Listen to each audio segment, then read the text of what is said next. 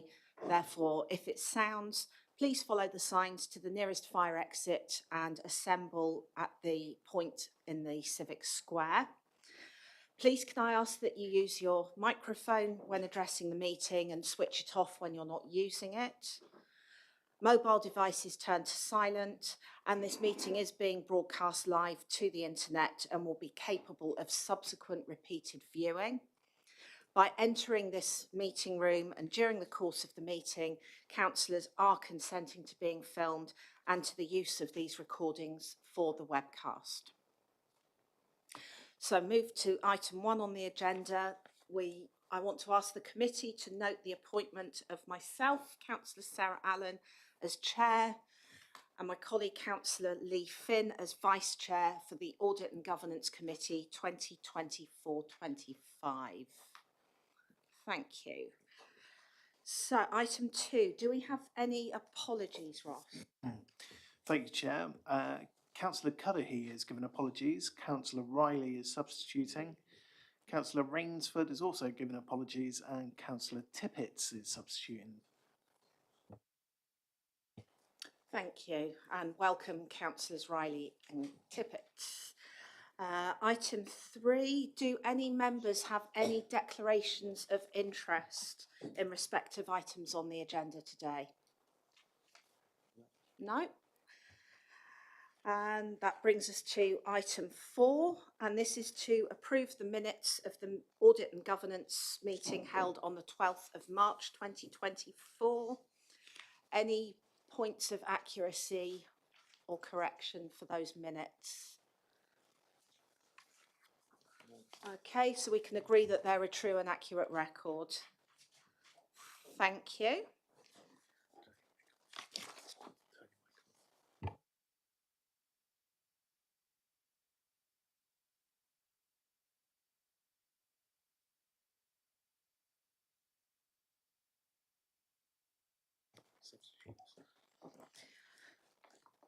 All right, so before I move on to Chair's urgent business, as we have some new members of the committee and also some substitutes here today, who, welcome. Just to emphasise that Audit and Governance is not a party political meeting. So we leave the politics at the door and we just concentrate on the business at hand. I want the environment to be one where we don't spend too long on reading reports, but also no question is off limits and questions must go through me as the chair. Is that clear? Okay, thank you. So we'll now move on. I don't believe there are any items of Chair's urgent business. So that brings us on to item 6, where I'm going to hand over to Paul Dossett from Grant Thornton, who's going to give a verbal report on the role of an audit member. Over to you, Paul.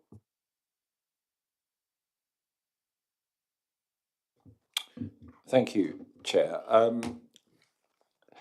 In terms of the Audit Committee in all organisations, and certainly all public sector organisations, is an incredibly important committee because it's the committee that engages with the council's review and scrutiny processes in terms of independent bodies, and obviously it's us as external auditor, but just as importantly your internal auditors and your counter fraud team in a local government context.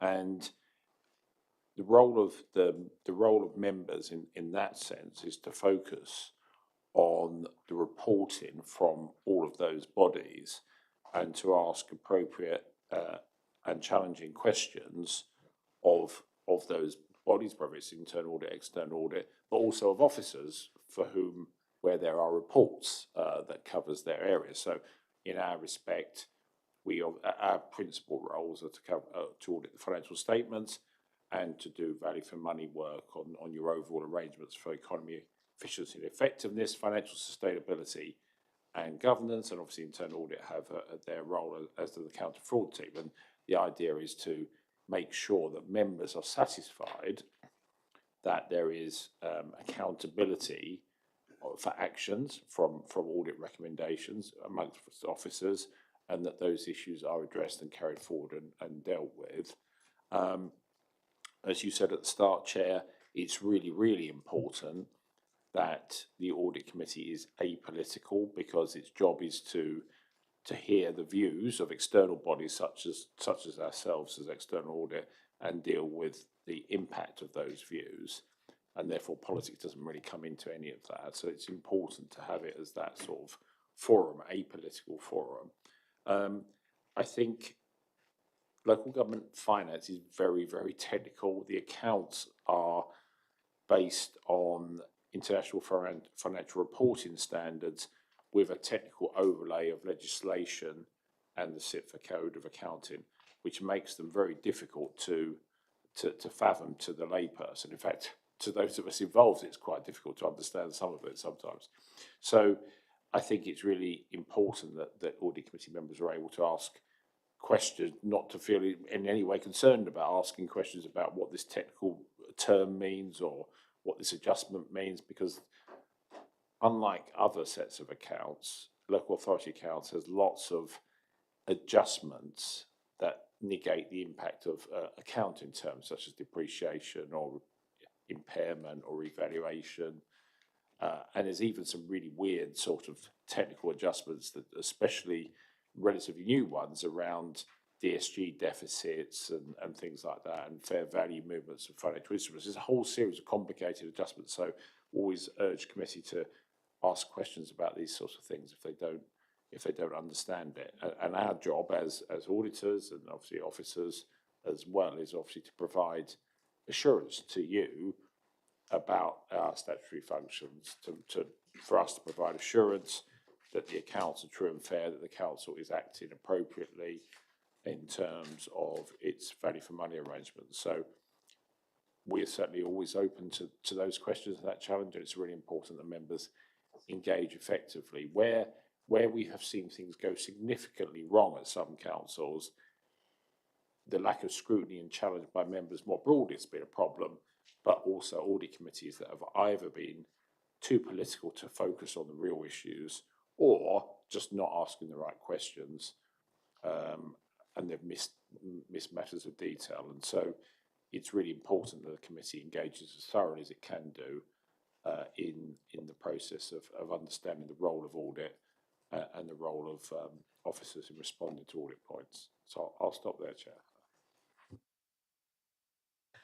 Thank you. That's helpful. Just very briefly, any questions for Paul on that? No, wonderful. So now move on to item 7. This is the management response to the Grant Thornton actions, including the revised management review and action plan addressing the CIPFA Financial Management Code. This is pages 9 to 46 of your agenda packs. And David, I believe you're going to introduce this report. Thank you, Chair. So, as the Chair just said, this is a report in 2 parts. So, the first part is addressing the recommendations that came forward from Grant Thornton to this meeting in March of this year.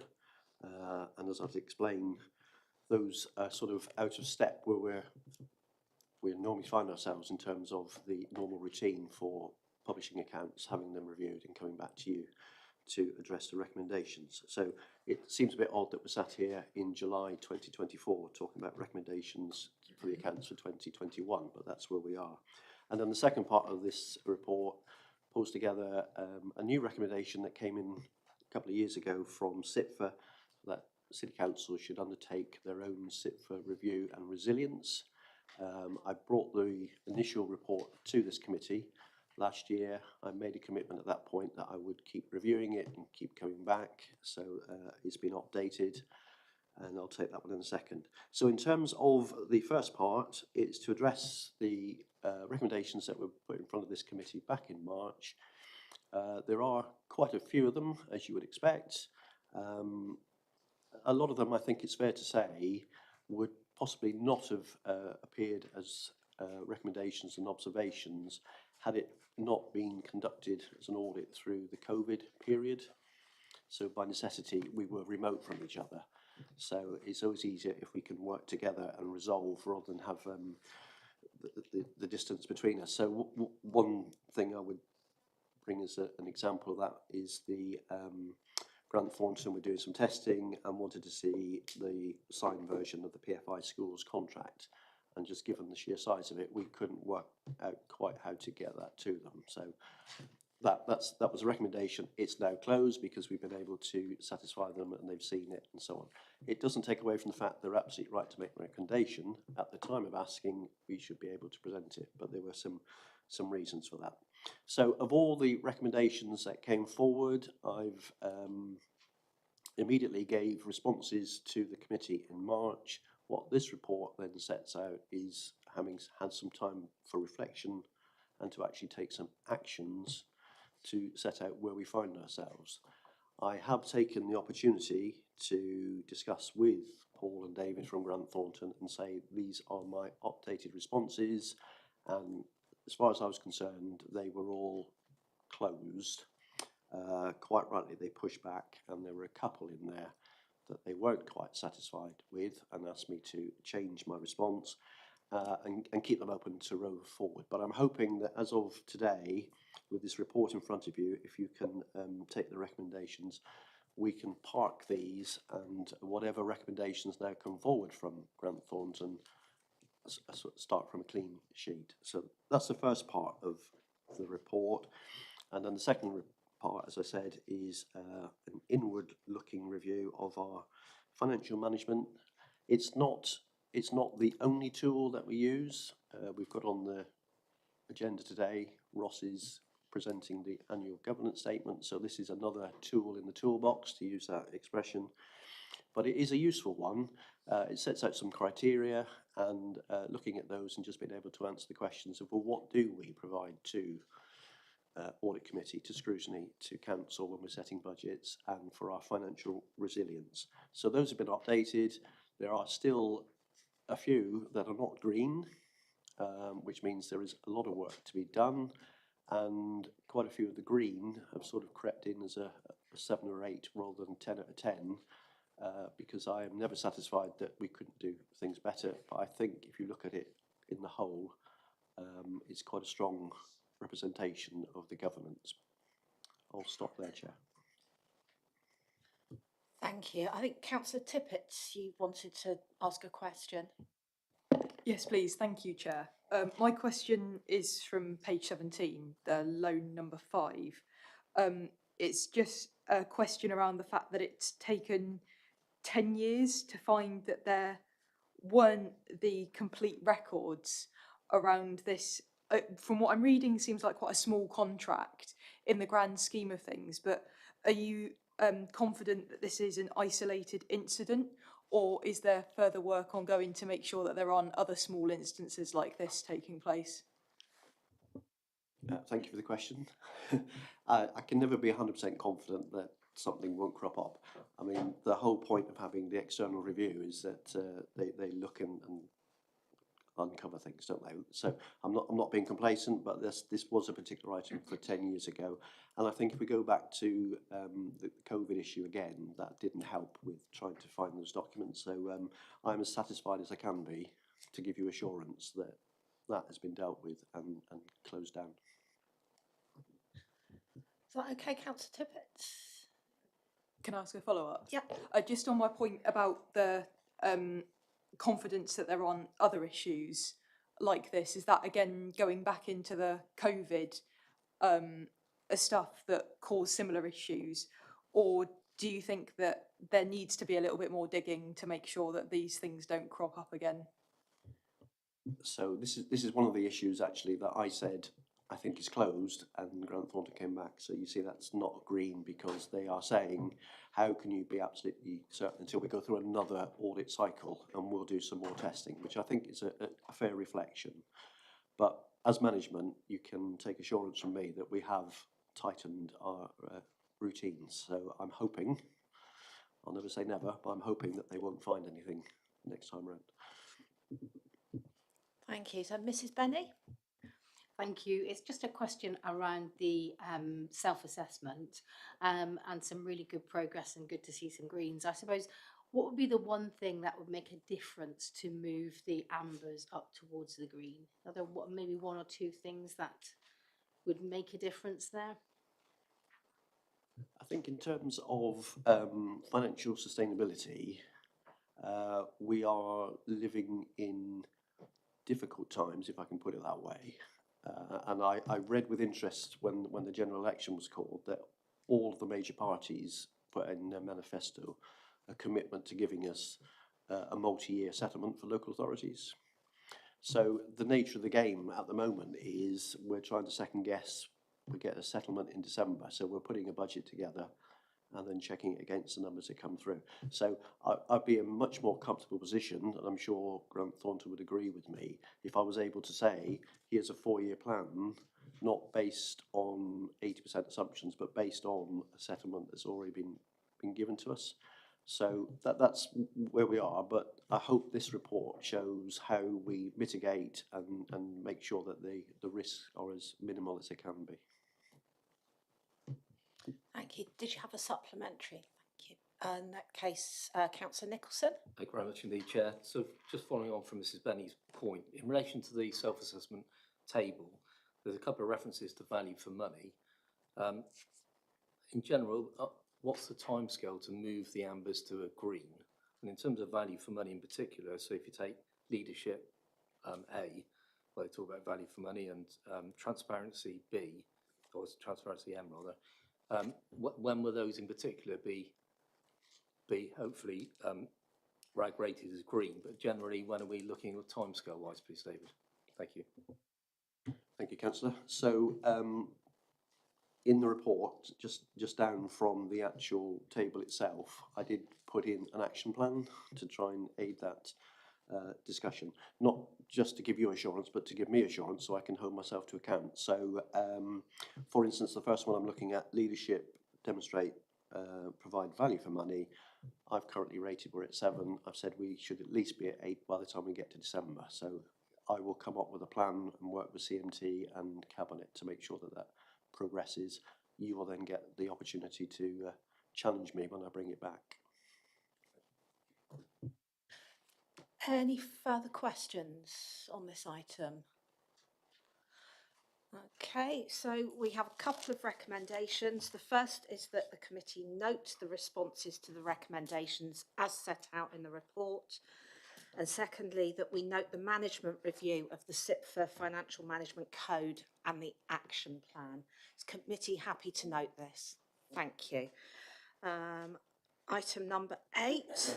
Paul, again, this is back to you. This is the external audit findings on 2020 to 21.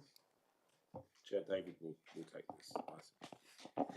Thank you, Chair. Thank you, Paul. So hopefully, or maybe members will remember, we brought this report to the March Audit Committee, and this is really an update of the work that's been done since then. For probably myself more than members, the changes are in blue, so hopefully they are easier to pick out. And really, there are minimal changes in here which reflect that actually we were only dealing with a number of small, albeit key items in terms of trying to get to a position where we're all happy with the accounts. So I don't propose to go through page by page. I will pick out some of the blues just to explain some of the thinking behind that. So page 49, you'll see that we've crossed out those areas that we have managed to address since the last audit, and there are still a couple of more administrative elements that we need to deal with. Moving on from there onto find the next one, page 57. Part of the work that we were still doing was to confirm the valuations of the heritage assets that are held within the statements of accounts. As you'll see here, we've identified 2 further issues. One is the requirement to disclose a special books collection, and the other is about those items under 100,000. We have undertaken alternative procedures, as it says here, and so we are happy with the values that are disclosed in the accounts, albeit it has required an adjustment to the balance sheet, which we'll come on to further in the report. Page 58, we make mention here of the pension fund prepayment transaction. It should be noted, obviously, or it should be noted that this is a 2019-20 issue. albeit it does flow through into the 2021. So we've reported that because that has created an adjustment through the 2021 draft accounts. But as I say, it is a 2019-20 issue. The main findings is on page 59. This relates to the Santander interest rate swap, which was previously badged as a hedge fund transaction. It is through review and discussion with management. So we've had a number of experts look at this. We've had our internal experts look at this through a couple of service lines. And the change is a technicality. It is due to the date of the signing of the papers, which means, to go into slightly technical, it should be fair value through profit and loss rather than other comprehensive income, which is merely just where it is disclosed within the statement of accounts, rather than a change in the valuation. One of the tests that we have done is to review the gain on the fair value of the instrument, and our internal experts concluded that that was accurate. So from an accuracy point of view, it is fine. It is just a technical accounting issue, but that again has been adjusted by management, and we are satisfied with that as a resolution. Moving on to, I think we have to go through, the VFM was reported at the previous audit committee, and again we include a summary further down. Page 67 is the recommendation from the heritage assets which management have responded to, and we will pick up through the 23-24 review of the accounts. As I say, the value for money arrangements, which we touched on previously, are on pages 71 through 72.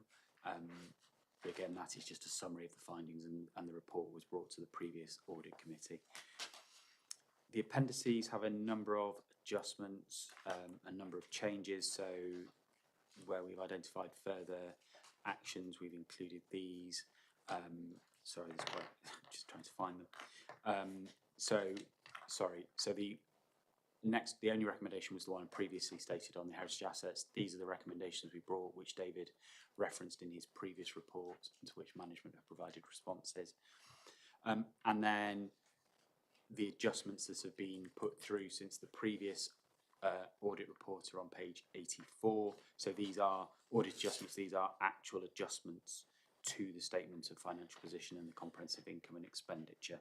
And these are adjustments that are reported through issues previously in the report. You'll see at the bottom probably the two that are of most interest are the pension prepayment and the interest rate swap, albeit they have a net nil impact on the statement of financial position because they are a change within the face of a primary statement. We're required to report them. I wasn't proposing to go any further, Chair. That's all the issues we wanted to report, but happy to pause and take any questions. Okay, thank you for that. So any questions for David? Councillor Nicholson. Chair, it's not so much a question, but it might nevertheless come up later on the agenda, and that's in relation to the value for money on page 72, when it talks about the budget setting process in 2022-23, and the fact that councillors didn't follow the advice of the Section 151 officer. I think we just want to put on record that budget meetings aren't the easiest of forums for all members of the council to participate, and I think it's very, very important that democracy prevails at a budget setting meeting. And what we see in this comment is effectively members taking a decision that has long-term impacts on the availability of funding to deliver services in Plymouth. So that was a democratic choice. But, you know, councillors are here elected to make those choices, but I think we should recognise that ultimately those choices have consequences, but those choices should be open for adequate scrutiny and debate at a budget setting meeting. So I just wanted to put that on record, because we will be talking about members' participation later on the agenda. Thank you. No, thank you. Anybody else? Or David, did you want to come back on that? No? Councillor Finn? Yeah, just a question to Grant Thornton. It's just on page 49. I've noticed a couple of lines have been actually crossed out here in the report. Can you say when they were actually crossed out and for what reason, please? I always get a bit worried when you see things with lines. So. I agree. Normally crossing out is not a good thing, but in this case it is. So when we brought the report in March, there were a number of steps that we still needed to take in order to complete the audit. Rather than take them out entirely and to demonstrate progress, we've left in those issues that we had to address from the previous report and shown that we have addressed them, if you like. So it's merely saying that we were aware that we still had some work to do, and we have done that work in the time between the previous report and this one. Okay, thank you, David. Thank you, Chair. Mrs. Benny. Yes, thank you. It's a question for David, if I may, please. I was interested just when I was reading about this, it said significant weaknesses identified during the audit, and it's the under value for money around the really the depletion of the finance team at that point in time. And I'm just interested to understand how much has that recovered? Are there still big risks there? Because I do think, you know, there are hugely intense periods during a financial year where it's really, really tough. And actually, if you're not at full capacity, then actually there's a real risk to workforce. And then mistakes are at risk of happening as well. So I'm just interested to understand about the resilience now compared to what it was described there. Thank you. I'll take that question.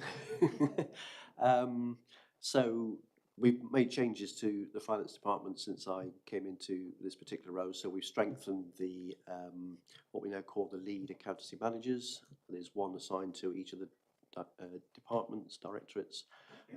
You see Wendy at all these meetings dedicated to capital and treasury management. You've got Carolyn doing the very difficult job of trying to keep up with the statement of accounts. As you say, 1 year is enough of a workload, but 3 or 4 at once is a bit of a struggle. So the comment quite rightly from Grant Thornton was I stepped up and left a void as the head of finance. So the resilience question came up. So since then, made some adjustments. So Carolyn is the acting head of finance, and one of her colleagues, Helen Slater, has stepped up as well from sort of the pack of the lambs as to manage part of that team for me. So we have tried with the market on different approaches to secure a permanent head of finance. As we speak, we are back out to the national press, and I'm getting some phone calls to say, can I have a conversation about it? So I'm hopeful that will progress. I suppose what's more important to give you assurance is I am here. You know, I've said I'm leaving on Monday, the 31st of March, 2025, 5 p.m. I'll put that on record. And I have said if I'm a rebel, I might not come in on the Monday, but don't quote me on that. So we've decided that we ought to go out to the market as well to find you a Section 151 officer, because that is the statutory role that we need. So there's a twin approach going on at the moment, but I'm more than comfortable that the team are working extremely hard. We backfilled where we needed to, so I think the resilience is there, and I think the proof would be that the team have coped very well to pull all this together in such a short timeline. So. Supplementary? It was more of a statement really just to acknowledge that and their hard work and just make sure that we manage the risk against burnout really. So yeah, no, well done to the team. Any further questions? Oh, Paul? Yes, no, it's not so much a question as, I mean, obviously going back to our original recommendation, and David's outlined the steps the council have taken. I mean, clearly this is one to keep an ongoing watching brief on, because obviously, you know, people move on. David obviously has got his retirement date planned, but it's what what for me is a real positive is the council has been able to produce sets of accounts on time for all the years. We don't see that everywhere else. There are significant problems at many other councils in terms of producing accounts that are due to capacity constraints. And so it's a real positive that has been achieved. That was clearly a lot of hard work for the team, but it's definitely something that needs a watching brief, because we would say this obviously, but we're very strong on strong finance capacity, because if an organisation doesn't have strong finance capacity, its ability to manage its budget is diminished severely. So we'd obviously continue to look at this area, and obviously continue to make sure, from our perspective, that council's finance department is well resourced. Thank you. So if there's nothing else on item 8, we'll move to item 9. So this is the progress report on 2023-24, and again, this is back over to Grant Thornton, who will be presenting this. Thank you, Chair. Me again. I'm conscious of the nature of the agenda and we just had the audit finance report, so I won't spend any time on this particularly. This is just a standard document where we provide members with an update in terms of progress across various pieces. The main sort of narrative is on page 98 around the financial statements audits, which we've discussed. There is value for money on page 99. It is slightly out of kilter in that our value for money and certification work is up to date, while the accounts are not, and we are aware of that. And as we've discussed around the backstop, we are taking, well, the market is taking steps, I should say, to address that. I think page 101 shows our outline for the 23-24 plan. What we're trying to do is, we are aware that the 21, 22, 22, 23 accounts will be backstopped, and we are keen to not find ourselves in that position again. So we are making a commitment to work as much as we can to get the report, to get the work completed within the calendar year.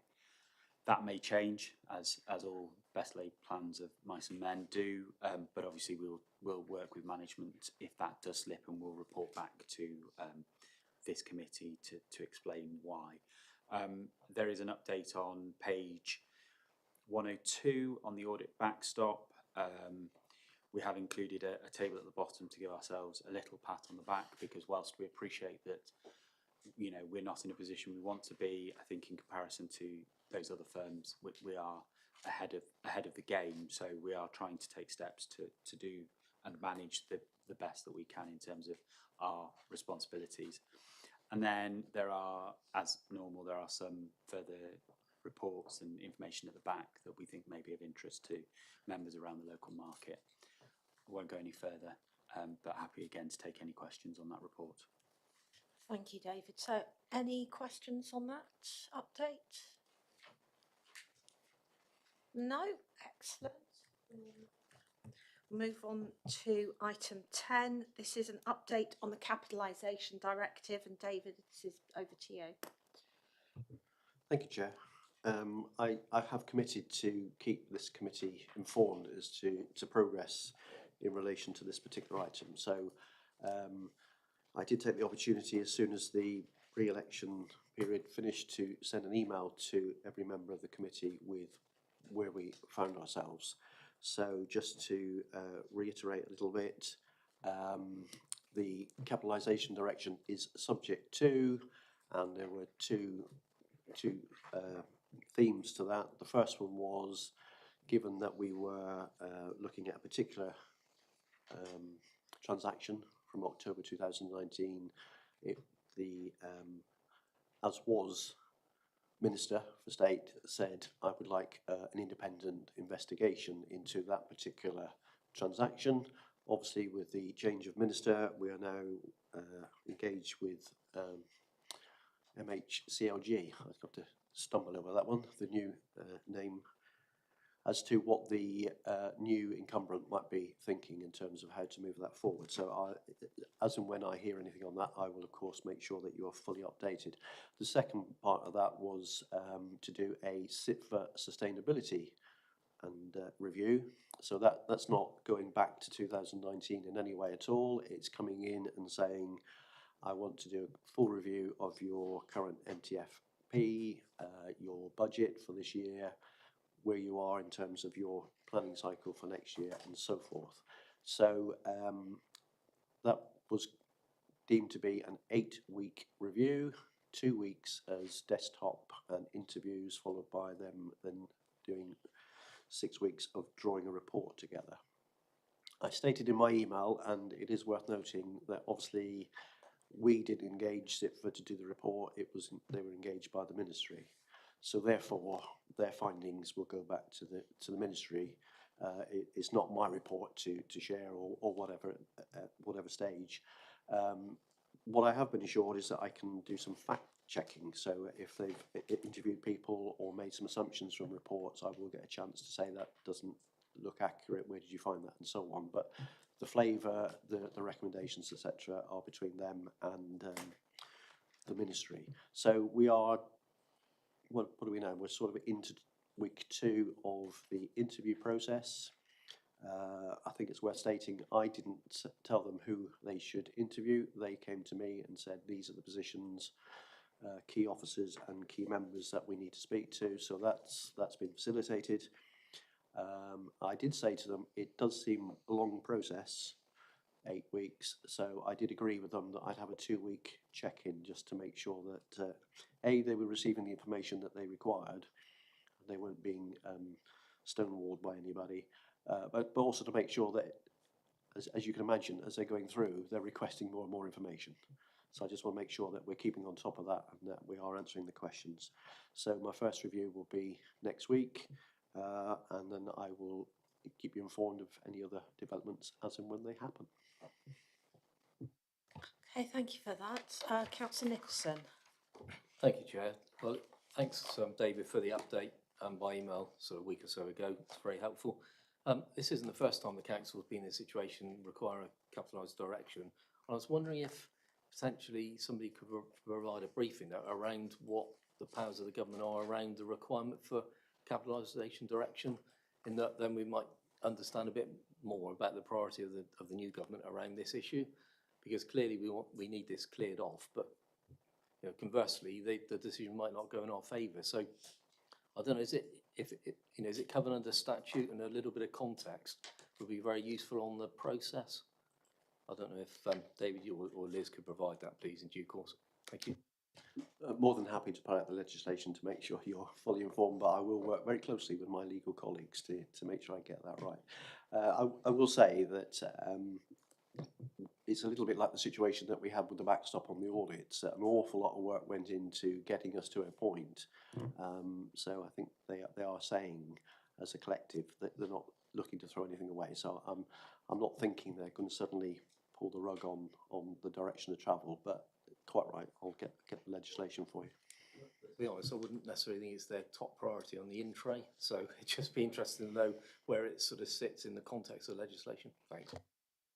Thank you, Councillor Nicholson. I think that's helpful. Anyone else got any questions for David on the capitalisation directive? Okay, brilliant. Move on to item number 11.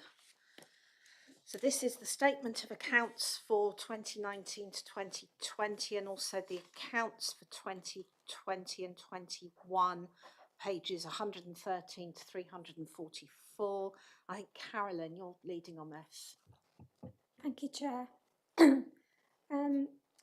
As you can see from the report, the draft accounts have already been submitted to Audit and Governance Committee. 1920 was presented on the 31st of August 2020, and 2021 were approved, I've got my dates confused. The 30th of November were the 1920 accounts, and the 27th of September 21 were the 2021 accounts. Obviously, we've been working with auditors over the last 4 years, predominantly on getting a resolution to the pension transaction. This has now been reflected in the revised accounts to be treated as a revenue transaction, and the accounts for 1920 and 2021 have been adjusted to account for that. There have also been some adjustments for heritage assets, which we've increased the value by about 19 million, which is shown as a prior period adjustment. There are adjustments for pooled investments in terms of accounting treatment, and there's some adjustments for property valuations. And then in the 2021 accounts, we have adjusted the accounting entries for the interest rate swap, which is again an accounting treatment. It's had no bearing other than that. So all of those changes have been reflected in these two sets of accounts. So hopefully, if you've got any questions, then I'm happy to take those. Thank you. Any questions for Carolyn on these? Councillor Nicholson? Not so much a question, it's more a request. So as a local authority member, as I'm sure you may from time to time get inquiries from members of the public around the statements of accounts to your local authority, and obviously what we talked about, the capitalisation directive. I think the council should be more proactive in explaining to the public what the council's been doing about this in simple English. Because generally, I would suggest that there's a misunderstanding among some sectors of the local community about the goings on in the council and its finances.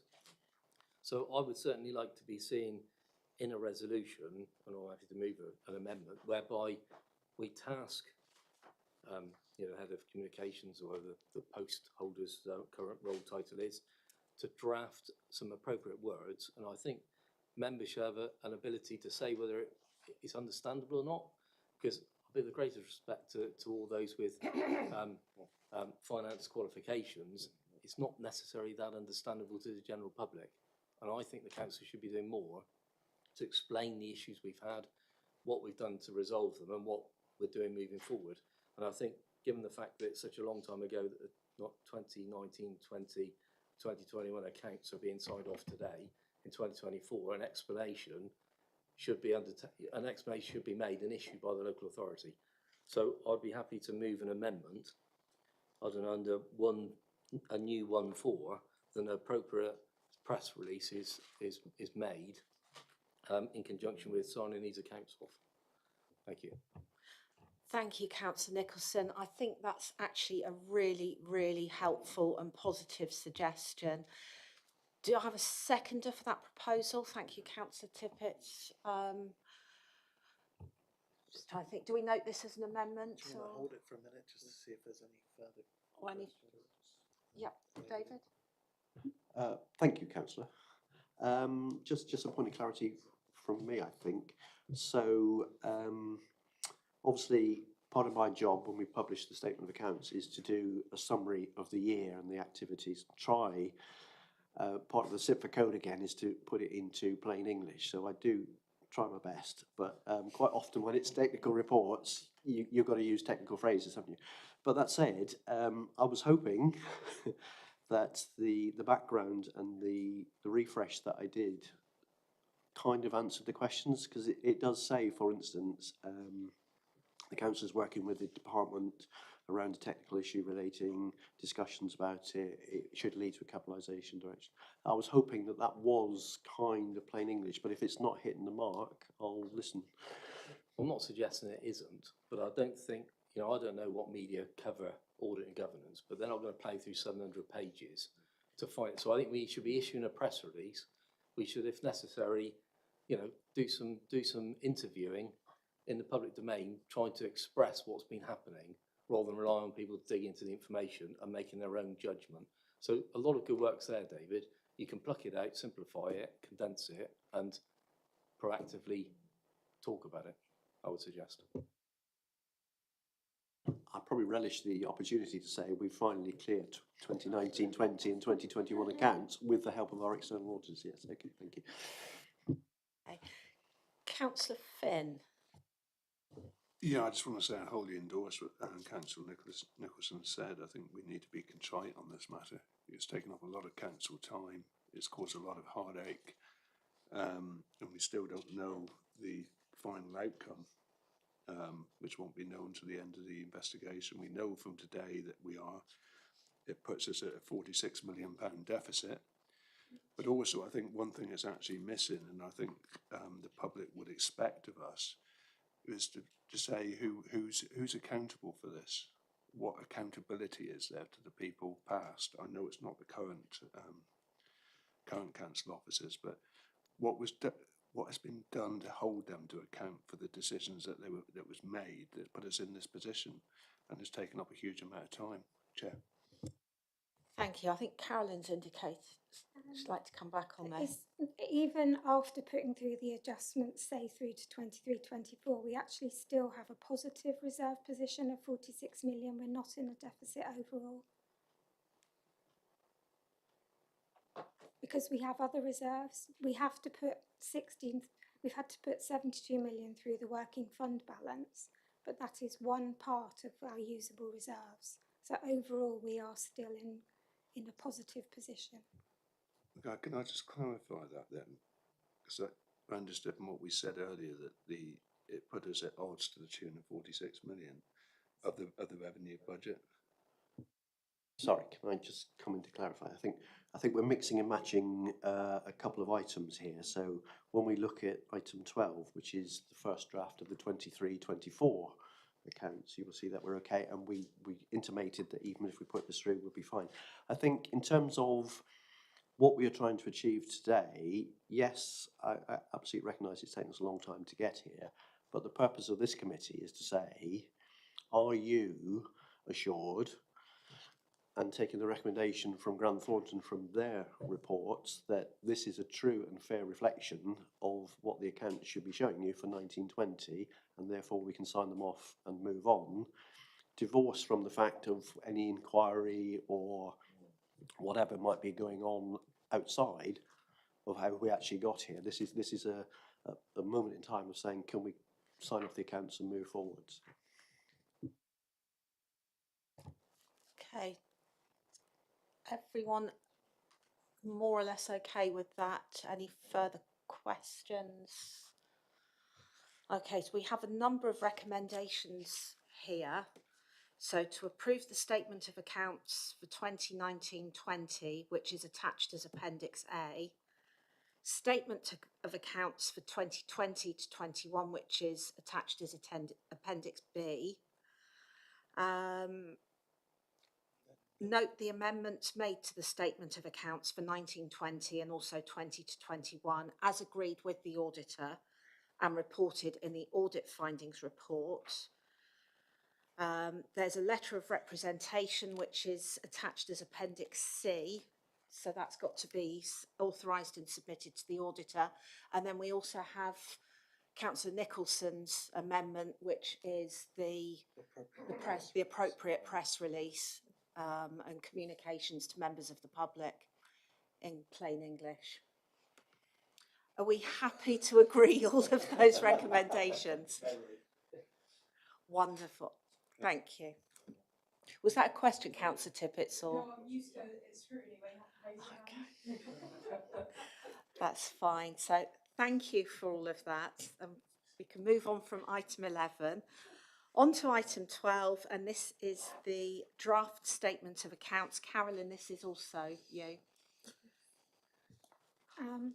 Following on from restating the 1920-2021 accounts, but prior to that, we produced the 23-24 draft accounts, which were published by the statutory deadline of the 31st of May 24, and will now await audit following resolution of the backstop issue that all local authorities are affected by. So once we've got the two sets of accounts that we've just approved out of the way, then the next thing will be the audit on the accounts for 23-24. So I'm hoping that if anyone's got any questions around those draft statements, then please ask them now. So. Okay, any questions? No? Brilliant. So the recommendation is that Can I just, sorry, I don't want to prolong, it's great if we want to move along, that's fine. I just think it's worth noting that in terms of what we're all trying to achieve here, so the 23-24 accounts, as Paul pointed out, unlike several authorities, we did hit that deadline, which is a huge achievement, and I'd like to put on record my thanks to the team for doing that, particularly in the context of also bringing forward those prior years. So so this is kind of in the right cycle now, but what would normally happen is we'd pass it straight across the table to our colleagues and they would look at it very quickly and pass it back, and we'd come back at a future meeting, but we're not quite in that position for the reasons that we've stated previously. But I just wanted to put that on record that we are, from a governance point of view, and thinking about the SIPFA review that I undertook, this is a sign of good governance. No, thank you for that, David. That's, I think that is worth putting on record, and thank you to the officers involved. So we have. Sorry to Sorry, interrupt. I'll Councillor just Nicholson. delve in, and it's a lot of paperwork, but I do see that the South West Devon Energy for Waste Partnership is mentioned in the. I'd like to declare an interest in relation to being an employee of Babcock and benefiting from low energy prices from the Energy for Waste facility. I'm not sure, Ross, if I just need to declare it and remain. Thank you. Thank you for doing that, Councillor Nicholson. Okay, if there's no further comments or questions, the recommendation is that we approve the statement of accounts for 2023 to 24. We note the audit status of the statements of accounts for 2019 to 20, 2020 to 21, and 2021 to 22, 22 to 23, and 23 to 24. And also note that the statement of accounts, the draft statement of accounts for 23-24 were published on the 31st of May of this year, before the council reached agreement with Grant Thornton on the revenue treatment of the pensions transaction. Are we happy to note that? Thank you. Brilliant. Item 13. So this is the Treasury Management Outturn Report. And Wendy, I think you're presenting this. Thank you, Chair. I'm presenting the annual report for 23-24 Treasury Management activities.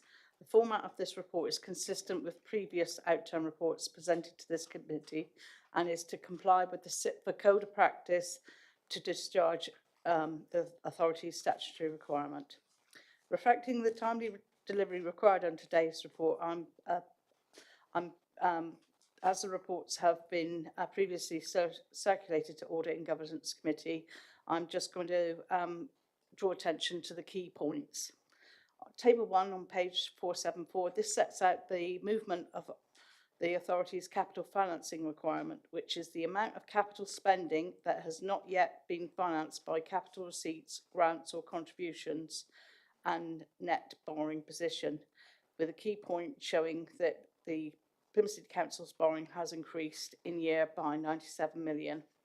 Borrowing is more detailed on table 2 on page 475, noting the increase with PWLB borrowing, Public Works Loan Board, and short-term borrowing with lending from other local authorities.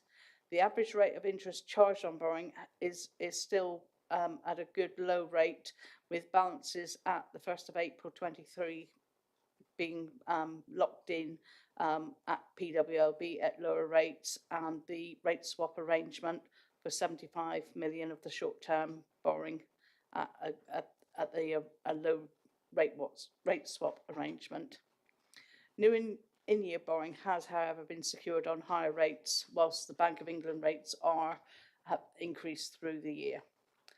The same impact is also reflected with the council's investments, which has generated an average yield of 5.33%.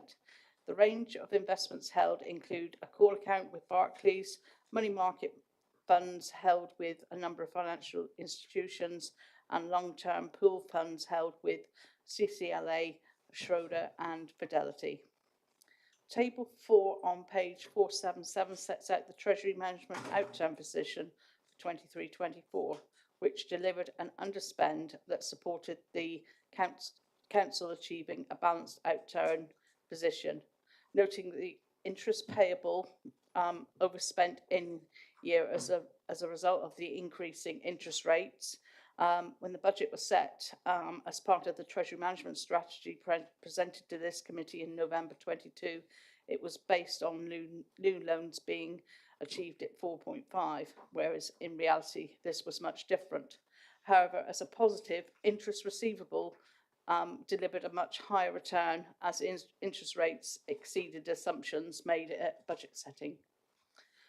Our Treasury Management advisors provided an external context affecting Treasury Management management activities within points 26 to 32. Point 33 refers to our non-treasury management activities, which is from direct property investment through our economic development teams operating a property regeneration fund, which includes 209 million of investment assets, are completed and operational capital investment assets that have generated a net income of in excess of 3 million, which is equated to a return of 1.46%. The authority is required to report prudential indicators under the Prudential Code covering liability benchmark, maturity structures, compliance to operational boundaries and authorised limits. Attention is drawn to page 481, interest rate exposure, where the upper limit on fixed interest rates exceeded our limit that was exceeded the limit set in the 23-24 Treasury Management Strategy at 87%. This was due to the authority of having a strategy where, whilst interest rates were in an elevated position, the authority would aim for short-term borrowing until rates levelled and reduced, where in reality in Q4 of 23-24 there was actually a limited availability to borrowing from other local authorities, and that supply and demand issue created higher interest rates. So the authority took the approach to borrow through the Public Works Loan Board and secured a more competitive interest rate and a lower rate. So that's the main, that was the only prudential indicator that we didn't comply with. So are there any questions on this report? Mrs. Benny? Yes, thank you. It's a question linked to just to your last couple of statements around borrowing from other local authorities. So in the news, they talk about how a lot of authorities are really struggling, at risk of bankruptcy, etc., etc. Will presumably, I'm making an assumption that will influence how we try to borrow, and maybe not borrow through local authorities because they may not have the money there. Is that the right? Am I making the right assumption? Because there's a risk they won't have the money there to borrow from others. We would aim to borrow from other local authorities for two reasons. One, to meet our rate swap obligations, but also it generally, in a normal world, it is a more competitive rate. There is obviously the risk of there being less resources in those local authorities, as I say, authorities are going for capitalisation. There are, however, still authorities that do have funds available for other local authorities to borrow. So I think the issue myself I felt was actually at the timing in 23-24, with a number of costs, unexpected costs coming through to local authorities, trying to balance their budgets, meant authorities were holding on to their cash instead of lending it. Thank you. Any further questions for Wendy? No? Wonderful. So the recommendation is that we note the Treasury Management Outturn Report 2023-24 and recommend to full council for approval. Is committee happy to do that? Wonderful. So we now move on to item 14. This is the internal audit end of year report. I think Louise, you're going to be presenting this. Thank you, Chair. Tony Rose, the head of Devon Audit Partnership, is going to take points 14 and 15, and I will pick up item 16. Thank you. Thank you. Thank you, and hello everyone. For those I've not met before, my name's Tony Rose, the head of DAP. For those that haven't met before, hello again. This is, from my perspective, one of the most important reports that will come to the Audit Committee from the internal audit perspective.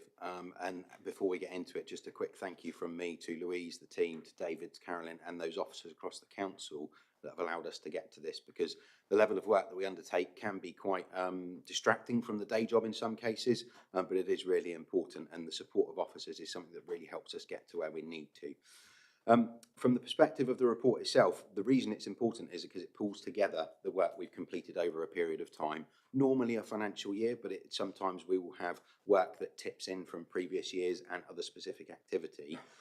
So in essence, the important page to start with, given the time we've got, is page 491, where we give an overall assurance opinion of reasonable assurance, which sounds fairly bland, in truth, but it's one of those audit terms, and of the 4 assurance levels you'll see there, substantial, reasonable, limited and no assurance, they're national levels. They're put forward by SIPFA, but reasonable assurance is a good level of assurance. It means that we have not necessarily highlighted anything that we think is too notable or serious. The underpinning information for that is moving onto page 493, whereby you'll see the particular headlines of the audits undertaken and the colour coding for the assurance opinions for them. Without going through the report in detail, because there are several pages and hopefully everyone's had a chance to read it, I think it's important that within there you'll see it's recognised how the work we do links in with corporate priorities, how it splits across the different service areas, and in truth in the Appendix 1, which starts on page 498, there's a summary of each piece of work, the assurance opinion and information on how many recommendations we made on those. So it is a summary report. It is important because it's designed to give the committee and officers of the council a position on where we feel the work we've undertaken leads us to. So from a committee perspective, are you assured, and that word's come up quite a bit, that from this work that actually activity is happening in the way that it should be, and if it's not, it's been identified and there's actions in place to address it. Specific questions, if there are any, as alluded to, Louise will know on that, but ultimately there's other appendices in the report which try to indicate the timelines, the coverage we've got and why we've got the coverage, but the important message I think for the committee right now is reasonable assurance, and that is a good thing. And again, a thanks to everybody involved because it's a lot of work over a long period of time. Thank you, Chair. Thank you. Councillor Tippett. Thank you, Chair. I might just be missing it in the papers thanks to my dyslexia, but on page 494, I've seen that both build more homes, social rent and affordable ownership and working with the NHS, that bit is all 0% on the audit coverage. And I was just wondering if there's any particular reason why that is from the corporate priorities pie chart. Thank you, through you, Chair. The actual audit plan is drawn together based on conversations with directors, based on previous audit work, based on our cumulative audit knowledge. So we actually proposed that plan based on what the risks are to the authority at that time. This is actually the first time I've actually included in the report the links with the corporate priorities. And I've done it in a way because I'm hoping that it will actually get directors, officers, everybody involved in thinking about what are the risks to those corporate priorities, to try to make the list, the link between risks, priorities and our internal audit work, so we are focused on the work we do. So hopefully this report going forward will pick up on that.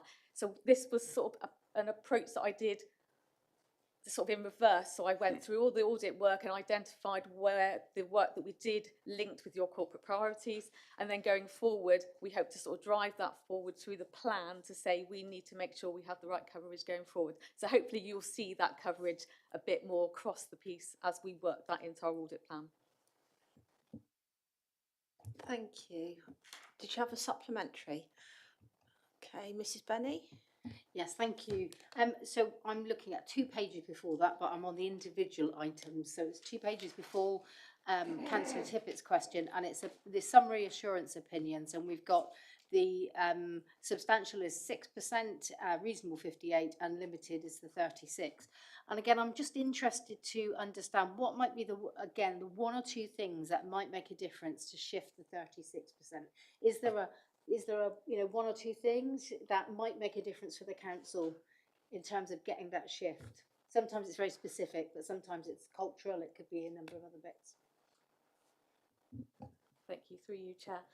It does vary, so it does depend. And what I will say is sometimes when you see the limited assurance audit, it's because we're looking at the areas of risk. So you're more likely to see a higher level of limited assurance audits. If we're looking at things that are working well, then you're going to see more substantial reasonable assurance. So it shouldn't be that seen that it is actually a negative that you're seeing those limited assurance audits. It means that we have focus in the right areas. So those areas where we have got limited assurance can then be addressed through improvements in internal controls, improvements in risk and improvements in governance. So the focus is there. So don't be put off by the higher level of limited assurance. It just means our audit plan is probably looking at the right things. But hopefully what will happen is when the focus is on the limited assurance work, you will see the actions being taken to improve those areas, and then overall you'll get a higher substantial and reasonable assurance level. Thank you. Ross, you've just indicated you wanted to come in. Mrs. Benny said, what is the one thing that's going to move those? And I think it's just greater and more consistent visibility to senior leaders. So Louise and I are working on our monthly reporting to directorates to make sure that all of those limited assurance audit items are very much in their face, and we'll see some progress move quite rapidly after that, I should imagine. Thank you. Any further questions on the internal audit report? Again, not wishing to prolong, but just going back to the report I presented on the external audit recommendations, we're developing the same thing, and it does come here, you've seen it before, which is another tool that we use to say they come forward as DAP with recommendations to management. I follow through to make sure that management actually responds. So it's easy to write down, isn't it? Section 151 officer by July will clear that. We come back and say, did that happen? So. Thank you. So no further questions? I'm not seeing any hands up. So we have the recommendation, which is to note that based on the work performed during 2023 to 24 and the previous year's audit, that the head of internal audit's opinion is of reasonable assurance on the adequacy and effectiveness of the local authority's internal control framework. Are we happy to note that? Yeah. Brilliant. So on to item number 15, internal audit strategy and charter for 2024 to 25. Again, I think, Louise, this is back over to you, or Tony. Away you go. Thank you very much, Chair. So on this one, I'll start by saying that the accounts and audit regulations, for those that have read them, have a note in them that say as an internal audit activity we have to adhere to certain standards, and in the case of the public sector local government, that's the public sector internal audit standards. And this document you've got in front of you is a requirement of that.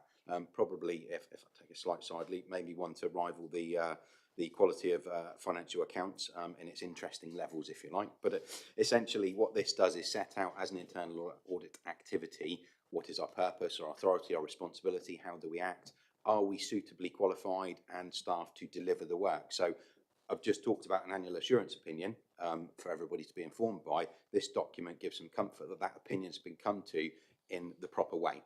So we have an external assessment as well, just for information, against public sector internal audit standards. Our last was in 2021, next one's in the autumn.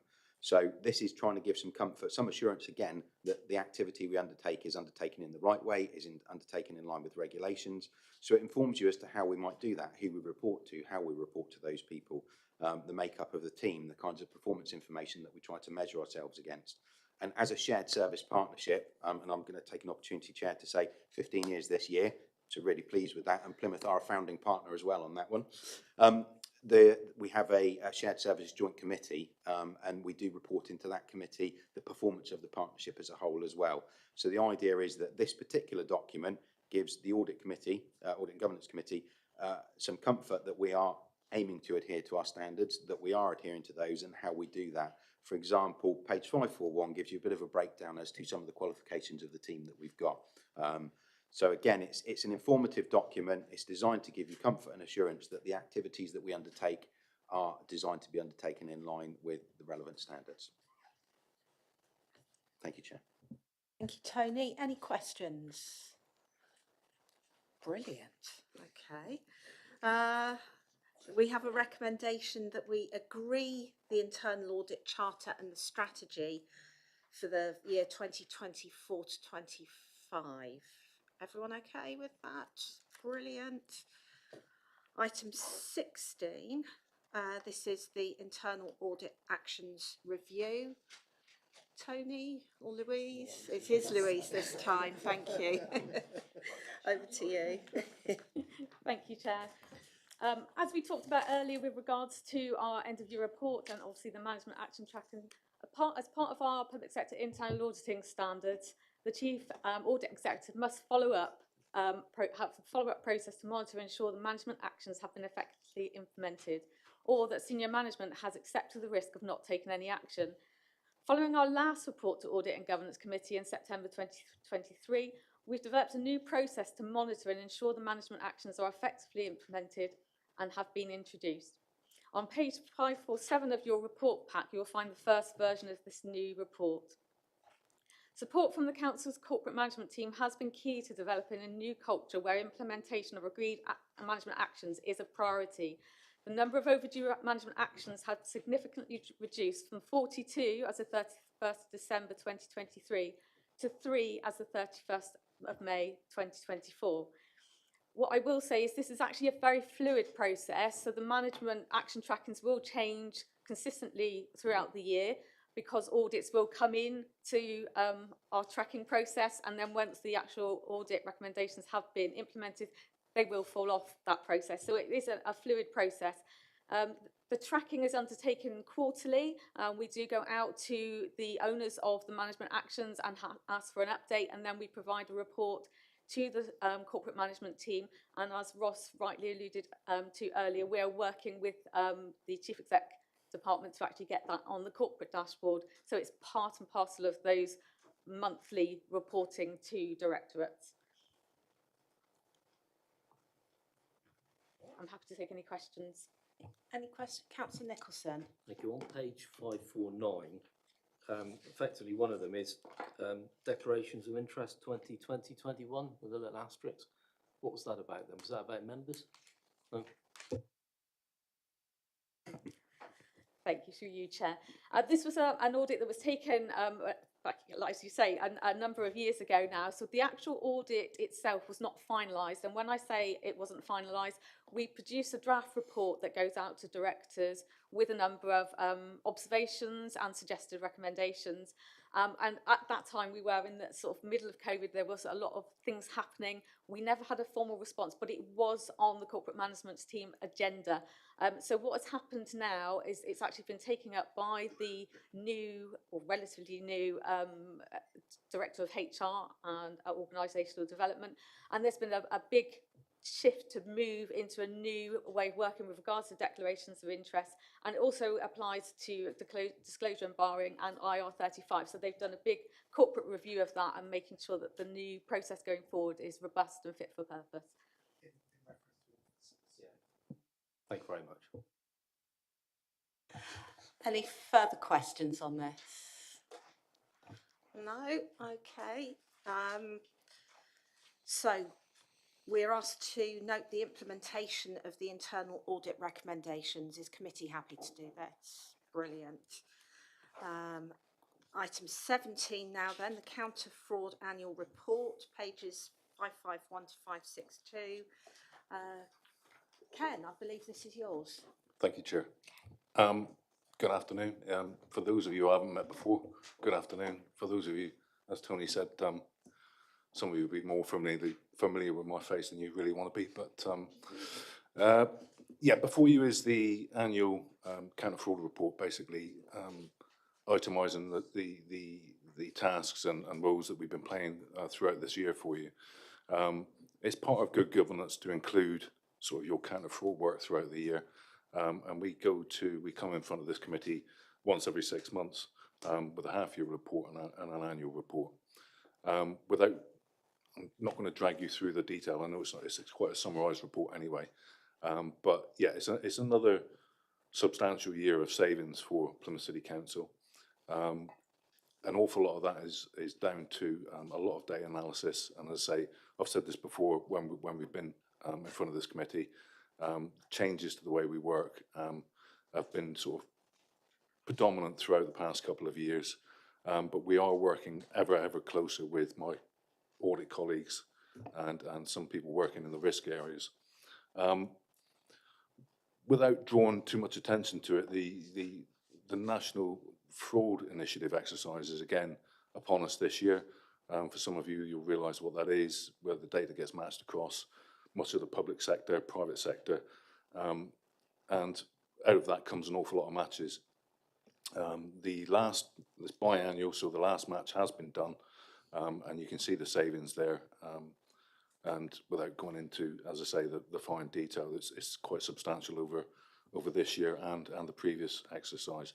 We would be looking to generate even more this year when the exercise is run. The matches will be done in around September, and we'll get the results back in January 25. So, as I say, another good year.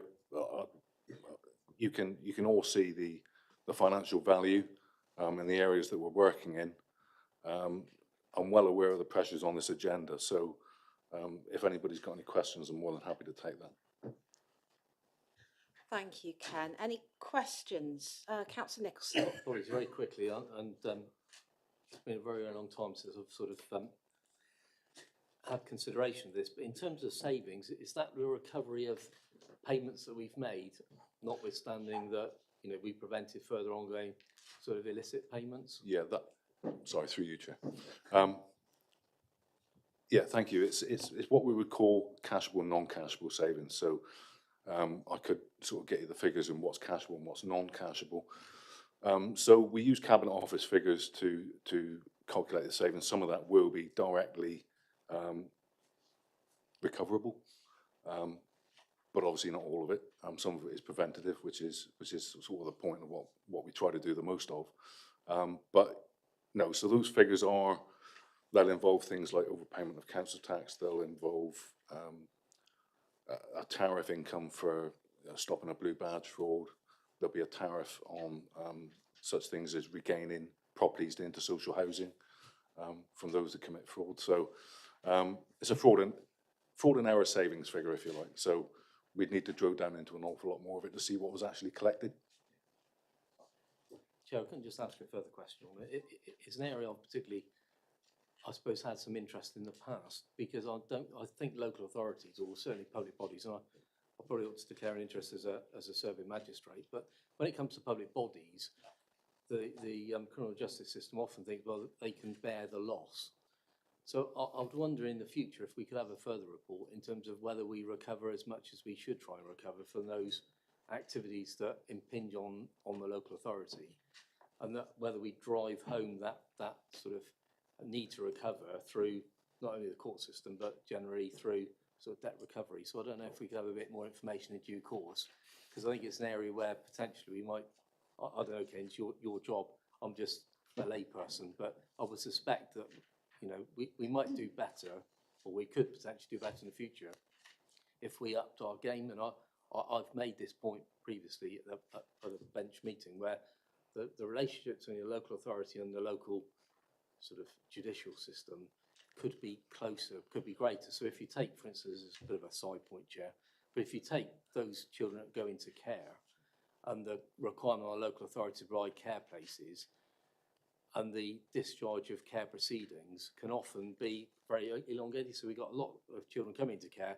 They don't come out of care quite so quickly because you're bogged down in legal processes, which have cost the local authority. So I'm quite interested to know, perhaps on this, whether we could have a bit more information as to whether we're maximising our recovery where people are sadly defrauding a local authority. Thank you. Through you, Chair.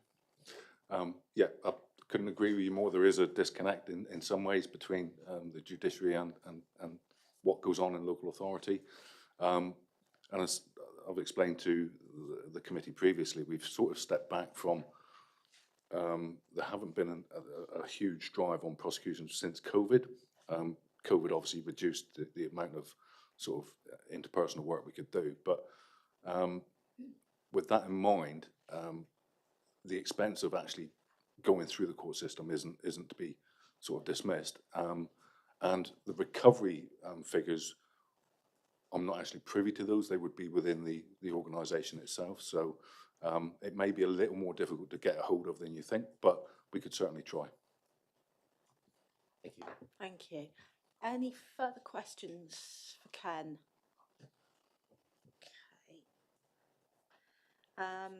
Again, this report is for noting. Is committee happy to do that? Brilliant.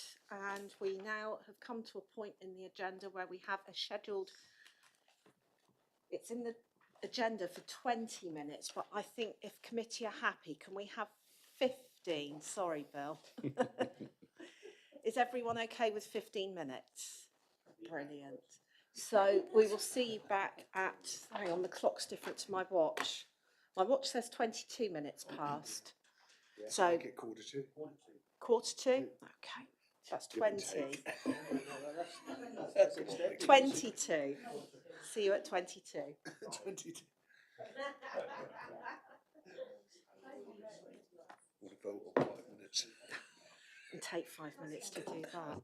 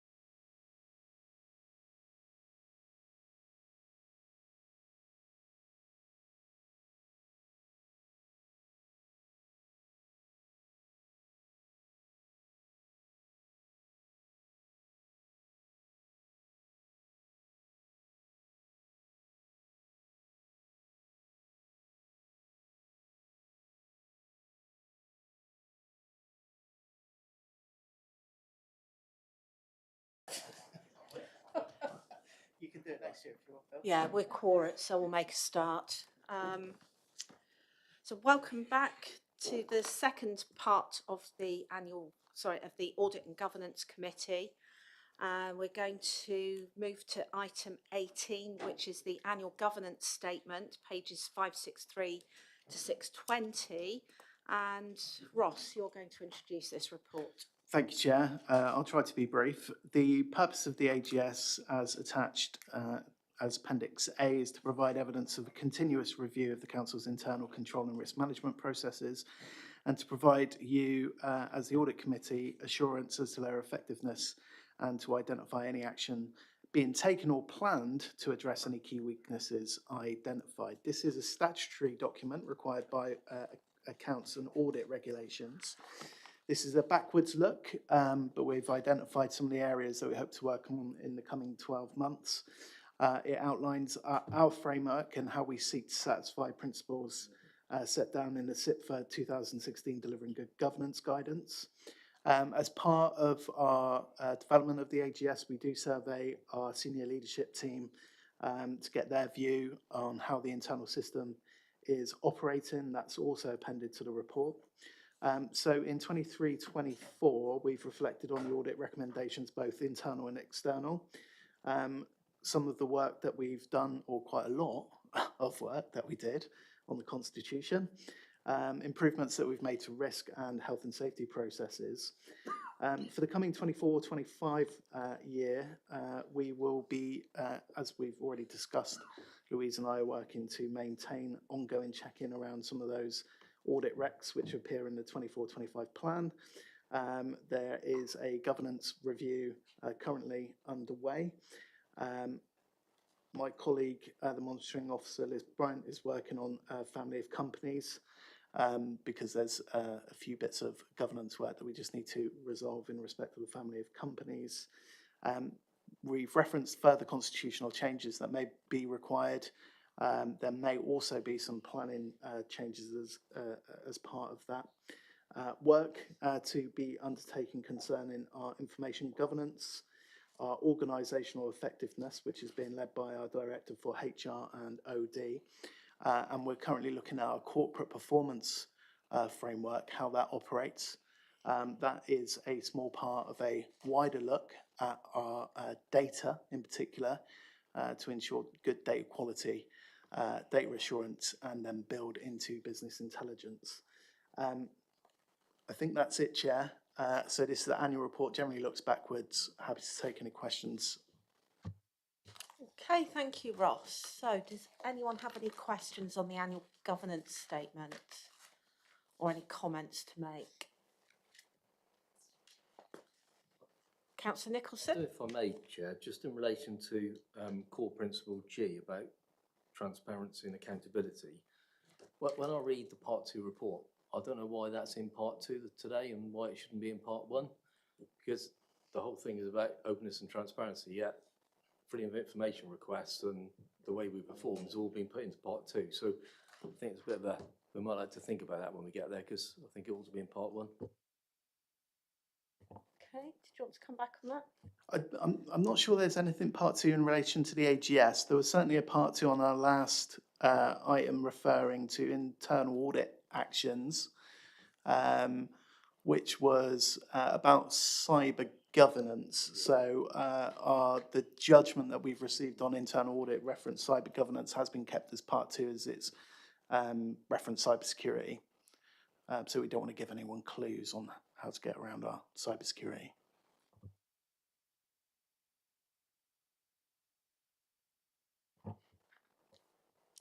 Does that help, or? When you actually look at the report, originally it was a Part 1 item, wasn't it?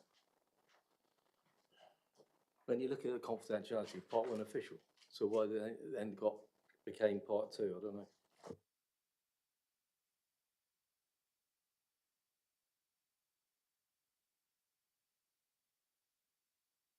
The information governance cybersecurity paper, item 24.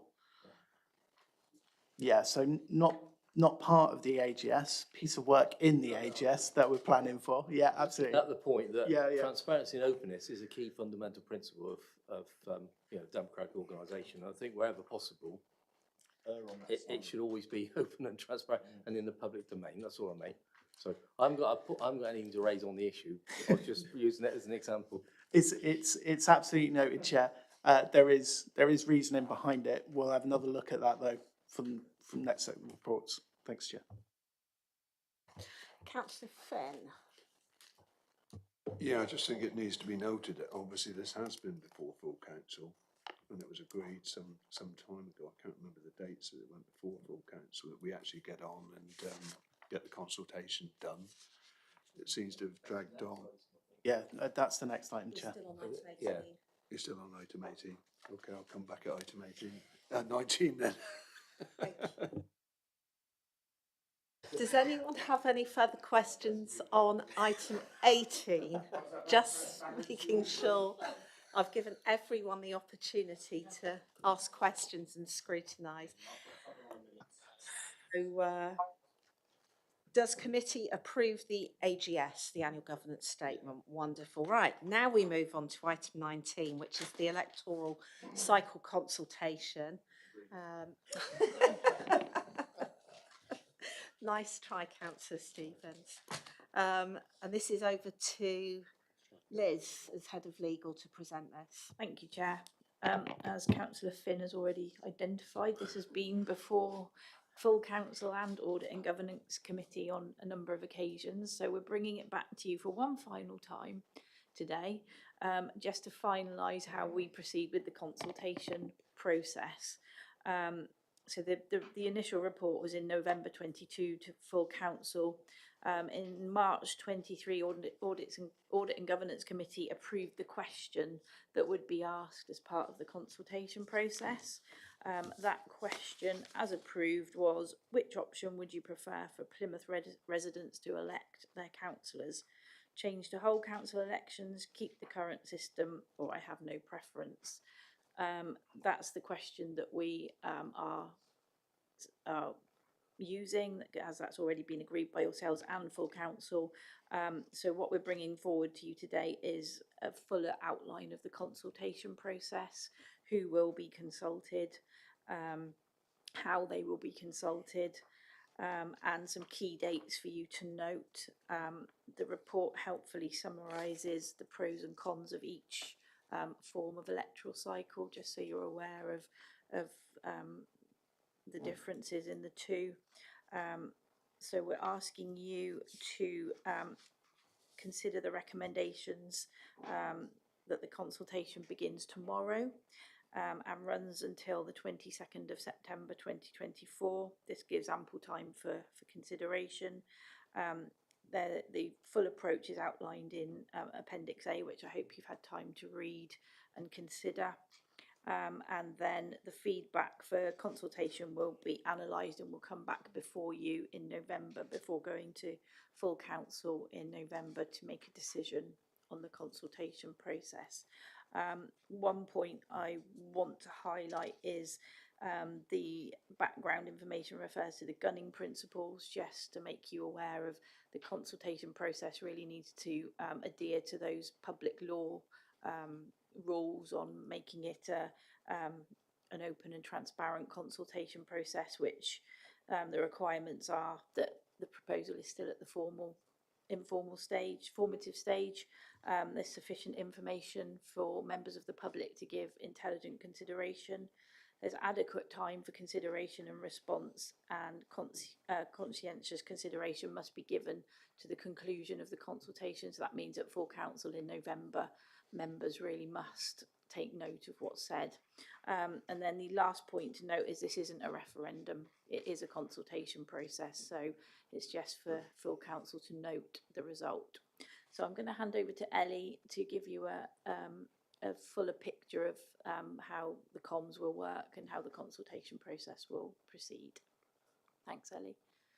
Thanks, Liz. So with regards to communications and the consultation, as Liz said, we've tried to make sure that the consultation is as open and fair as possible to ensure that as many people as possible know about the consultation and have the opportunity to have their say. So as per the plan that you hopefully have all had an opportunity to read, the consultation itself includes detailed information about the pros and cons of each option, so people are able to make an informed decision. There is also an opportunity for people to give any reasons that they would like to. The consultation will be hosted online, but there will also be hard copies of the consultation with all the additional information in libraries for people to pick up. We've tried to make it clear in the consultation that should people require information in another format, so large print as an example, or in a different language, they can request it. But as Liz said, this is not it's not a vote, it's not a referendum. So it isn't just about the survey. We're going to be writing to stakeholders, including businesses, to invite them to have their say in writing. We'll also be holding a few workshops. So as an example, with elected members, but also with young people, particularly young people who aren't old enough to vote at the moment, but they will be in a couple of years' time. And then, as Liz says, all the feedback will be analysed following the close of the consultation and pulled into a report. So that will include not just the quantitative results, but also a summary of the themes that have come through following all the other engagement activity. To ensure as many people as possible take part, we're proposing to send out a press release tomorrow, a draft of which is included within the agenda pack. We also have social media on the core council accounts, so Twitter and Facebook. We'll have some targeted paid for social media adverts as well. We will include it in the council newsletter. We'll have posters and fact sheets. We'll provide councillors with materials and a toolkit to enable councillors to promote it as well if they'd like to. And all the draft imagery and the graphics that we'll use are in the agenda pack as well, including the fact sheet. We'll also write to all those on the electoral register, for those we have email addresses for, and we'll have paid publicity as well in the Chronicle. So the information in all of those kind of publicity points will be the same information kind of duplicated across multiple formats to ensure that as many people as possible are aware of the consultation. Excellent, thank you, Eleanor. So any questions or comments on this? Nicholson, then Tippett, and then...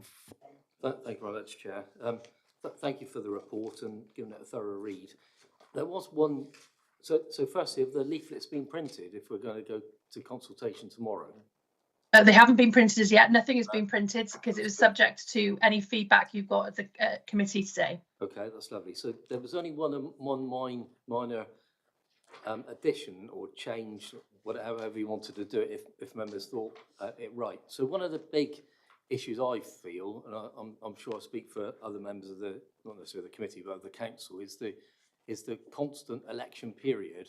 Now, most people wouldn't understand what PERDA means, but generally we know because it thwarts us effectively trying to govern the city, because we stop work in the middle of March, there about third week of March, and we don't really get going again until the annual meeting of the council, the end of May.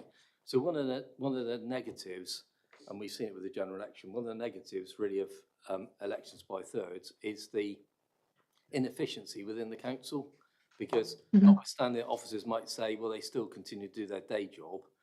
Well, if you can do it without us, perhaps you don't need us at all. So I actually think, I think there is an issue. There is an issue about efficiency, and I don't know if we can. I don't know if we ought to reference. The other way around, Patrick. Isn't it? Well, just do it ourselves, Bilger. Whether we should reference the inefficiency of elections by thirds in the information that's in the. No, it's a one bullet point, but I think it's quite an important bullet point, because the focus is on the literature's focus on members and elections, not on the delivery and efficiency of the local authority. And I think we ought to reflect on that before it goes to print. Because if I had if it was down to me, I'd add in one little bullet point about efficiency. So that was that point, Chair, which is the most important thing I wanted to say. Ellie's covered off the fact that members will be given materials to support the consultation. I think it's important, notwithstanding that generally you want people to reply online, but there will be those that can't reply online. And as I grow older, so I recognise, degradation in people. So you might be able to use a computer today, but in your 80s, you might cease to be able to use a computer because of your eyesight or other things. So we need to give the option and allow the ability for people to communicate back to the council in a different way. So hopefully receiving letters or whatever, would also be accepted other than the online survey. I think it's, it's something we need to crack on with, and I hope very much that the public at large will engage with the council and give us their views in the coming weeks. Thank you. Thank you, Councillor Nicholson. Ellie, did you want to come back on that? I was just to say, certainly to Councillor Nicholson, if people are writing back, people write letters, then that's absolutely fine. We would accept those. But also, we've got a hard copy of the consultation, so that would include all of the information, the pros and cons, and the actual survey document itself. And that will be available in libraries, but also if people call up, we'll be able to send copies to people. Excellent. Councillor Tippett. Thank you, Chair. My point comes in on the different formats that this information's available in. I'm a little bit concerned that there seems to be a heavy focus on print, and I'm wondering if there's been any consideration to videos and things like that that explain things that are A, more accessible to the blind community, or B, even those that struggle with reading comprehension, because we should be doing more, I think, at least to engage with all of our communities in Plymouth. And to me, it feels a little bit like it's a side thought rather than a key thought within the mediums that we've got in front of us to make sure that everyone can access this information. Thank you. I think that's a fair point. I think Ellie will take that into account. Yes, no, definitely. I mean, the good thing is the consultation is a very lengthy period of time. We could go. I'll go away and look at maybe the creation of maybe an animation or something that would, with a voiceover that would address those points that you've just raised, Councillor. That sounds ideal. Thank you. Excellent. So, Councillor Finn. Yeah, it's just the point on 57 councillors. Obviously, this has been run in conjunction with the boundary changes. Yeah. So therefore, the 2 and 3 councillor wards, how's that going to play out with regard to the survey, please? Okay, so that's a point that's actually a good point you've raised there. So initially, full council did approve the consultation to run in conjunction with the boundary commission. When we obviously the boundary commission consultation is ongoing in terms of ward councillor numbers. We've submitted on that, but the boundary commission have now confirmed that they won't proceed with any of their consultations or considerations until such time as we've completed our own electoral cycle consultation. So it can't be run concurrently, and full council approved on at the last full council, I think it was the 24th of June, that it won't be run concurrently because it's simply not possible to do so. So this consultation is on the basis of as we are at the moment. Yeah. That's great. Thank you very much for updating. Thank you, Chair.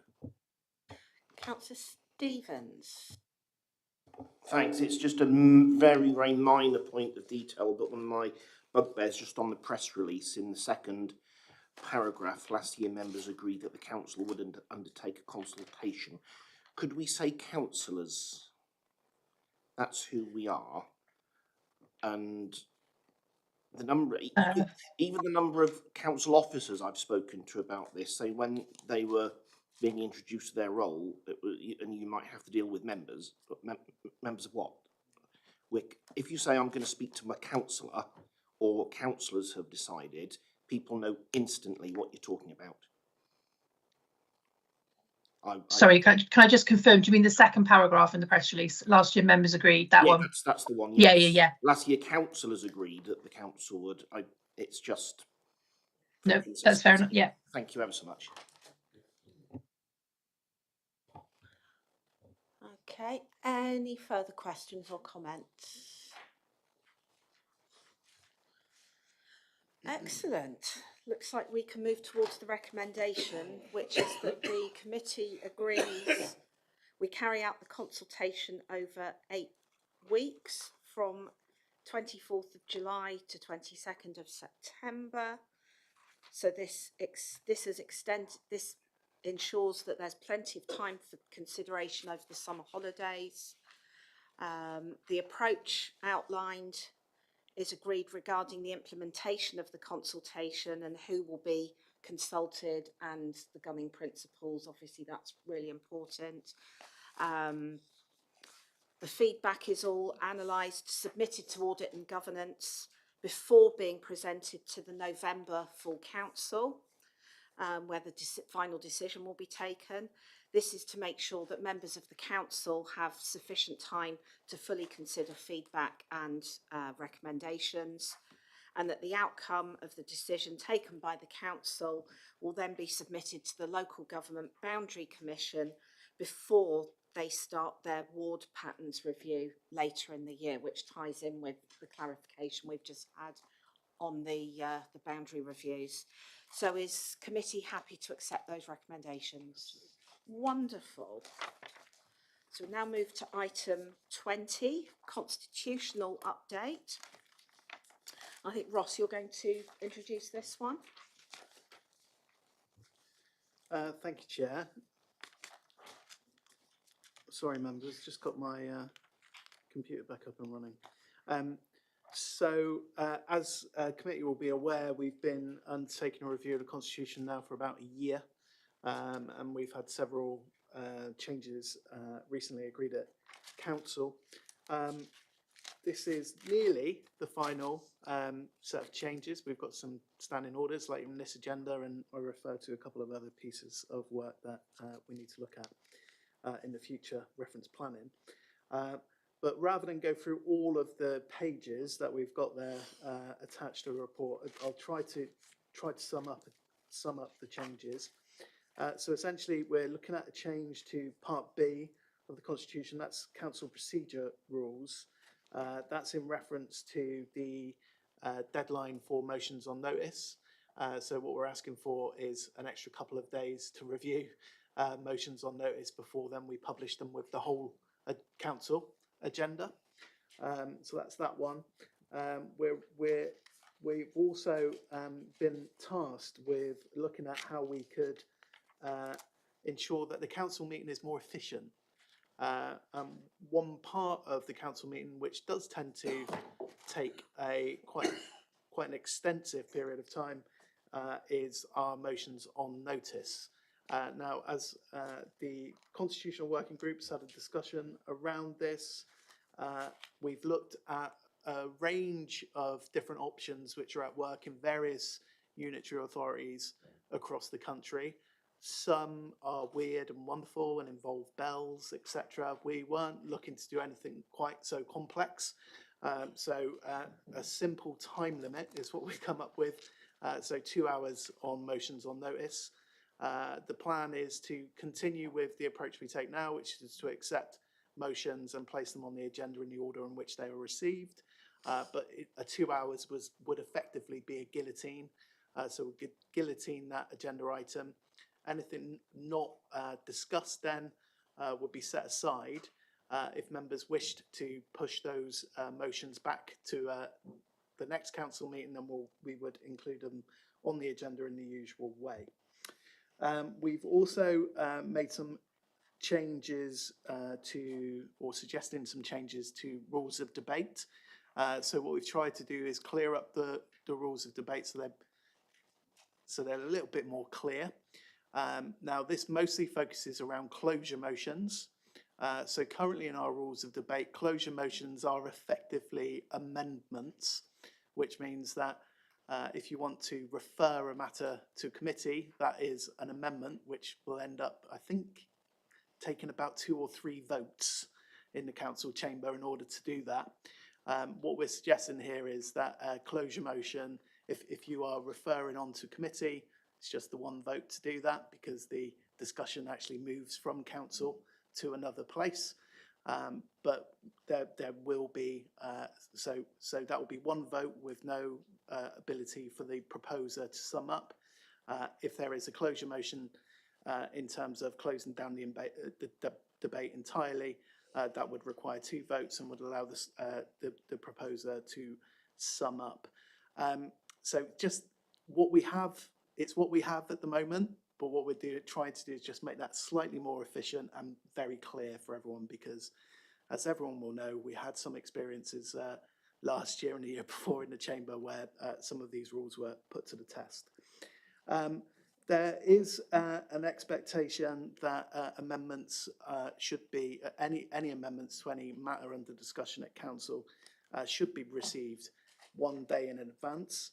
That is an expectation rather than a rule, taking into account that things do change in short periods of time in a political environment. That sums up the changes really, Chair, so happy to take any questions, but this is for recommendation to council. Thanks. Councillor Nicholson. Thank you, Chair. Well, can I start by saying that the danger is that we're suppressing democracy with these changes, and I think we need to recognise that there are 42 Labour members and 15 opposition members on this authority, and actually the majority group do need to ensure that democracy prevails for the benefit of themselves, but the wider local community. And the danger is that any further inability for opposition members to operate is a downside to the democratic process. So I say that as an opening statement because I don't think these, having been here for such a long time, and Councillor Stevens isn't far behind, all we're seeing really is it becoming more and more difficult for members to operate the political processes because it's more and more bureaucratic. So I'm happy and understand Mr. Jago's point in relation to motions on notice. What I would say though is that the authority itself, the officer corps, need to step up to the plate when it comes to the submission of motions, submission of amendments, and provide timely advice back to members. Because there have been times when I've certainly been submitting motions and amendments and people are on holiday. So you've lost days of inactivity because there's no relevant officer to deal with the matter in hand. Now, you know, the organisation sets out the dates of the council meetings, and I would expect in future that there is adequate coverage by the relevant officers to deal with these procedural matters, and I shouldn't be begging for a response as we approach sort of publication of the agenda, because that's not good enough. So it works both ways, Chair, and I think that message should be heard loud and clear in the organisation. Insofar as time limiting motions, now motions are an opportunity for opposition members principally to bring before business to the council that the constitution doesn't give an opportunity for them to bring anything through the democratic process. And we should remember that the executive have the power of the cabinet, they have the power principally from the numbers and the strength that they have on the council to have special meetings. And I'm not saying that other members can't try and convene special meetings, but then it would need to be cross-party consultation and obviously agreement, and the agreement of the Lord Mayor. But there are other avenues to bring their business to the public domain that don't exist for other members of the council. And so time limiting is something I can't agree, because a large proportion of motions are put forward by the majority group, whoever they may be, and they take up time that they could have used perhaps at cabinet or in a different forum. So I think time limiting isn't the way to do it, and I think it's going against the democratic process. We generally meet every 2 months, so if we can't stay here for a few hours on behalf of 262,000 people, then perhaps we shouldn't be in the job. And it was many, many years ago when I used to be a spectator in the public gallery that the council used to go on 10 o'clock at night. And don't forget, we were paid a basic allowance to do this. So let's put it all into context. We want to govern a city. We want proper participation, and we want true and transparent democracy. And that then leads really to closure motions. Now, I know Councillor Stevens, so I'll head it off before he comes back on this. Yes, I was a Conservative for many years, and yes, closure motions have been agreed by political groups to shut down the opposition. But in reality, is it actually doing justice to democracy? And I would say that the Conservative budget of a couple of years ago, where debate was shut down, inappropriately by the two major groups actually meant we had a worse budget than we would have had there at least been some democratic discussion on the detail of the budget. And council, for many of us, is the opportunity to have discussion on the big ticket items that affect the city, the budget clearly being one. So why do we need to, in an adult and grown-up political system, need to close down people's contribution when ultimately they might have something good to say? Now, there's no reason why the whips can't be talking to each other in terms of managing the business of the council, but I don't think closure motions should exist in this day and age. They have been historically, but they've been abused by members of this council in recent years, and are leaving a bad taste on democracy in this city. So again, I would urge members of this committee to not to support this, to perhaps have another discussion, but I would abolish closure motions. And if you can't manage the business of the council and the Lord Mayor of the day understand the Constitution and manage individuals, then it's sad. And I think everybody ought to be grown up enough to allow freedom of speech, albeit that obviously we need to be sensible in that, but closure motions are not the way to go. Thank you. Thank you, Councillor Nicholson. This will be going to full council for approval or otherwise, so there will be opportunities to move amendments. Subject to it being approved today, Chair, isn't it? So we have a checks and balances here. So I'm appealing to you as the chair of the committee and the other members of this committee to have a rethink. Do you think the public at large think we should be silenced, sometimes inappropriately, as this would undoubtedly do in the future? Yeah, so I was just making the point that there is that, it's not this room that makes the final decision on that, for the benefit of the minutes and for anyone who's watching on the webcast. I think, Lee, I've got you next, and then Bill, and then Mrs. Benny. Yeah, I have one point of concern with regard to 2.4 Council Procedure Rules Part B. It says that legality of the motions will be checked by the monitoring officer in consultation with the Lord Mayor. Approves the motion for inclusion in the agenda. I think in there should be included the person that submitted whatever motion it is. And also, if a motion is rejected, rather than just saying it's been rejected, I think there should be something in there that clearly says to the proposer the reasons to why the motion was rejected. I think to not apply reasoning to just reject out of hand for whatever reason is acceptable, again, as a democratic point. Through you, Chair. So we, of course, do discuss with members content of motions before they're published, particularly around any legal issues that might arise. In any discussions with any proposer or a seconder, if we are in a position where we feel that a motion is not appropriate for the council meeting, then we would have that discussion with the proposer, and I've had many of those discussions over the years. We will include within that the reasons for rejection, and they are the same as they are for questions that we might receive. So it's about whether it's something that the council is actually responsible for or affects the area of Plymouth. We need to check it for anything that may be deemed defamatory, frivolous, trivial or offensive, or if it requires us to make something public, which has been exempt or confidential information.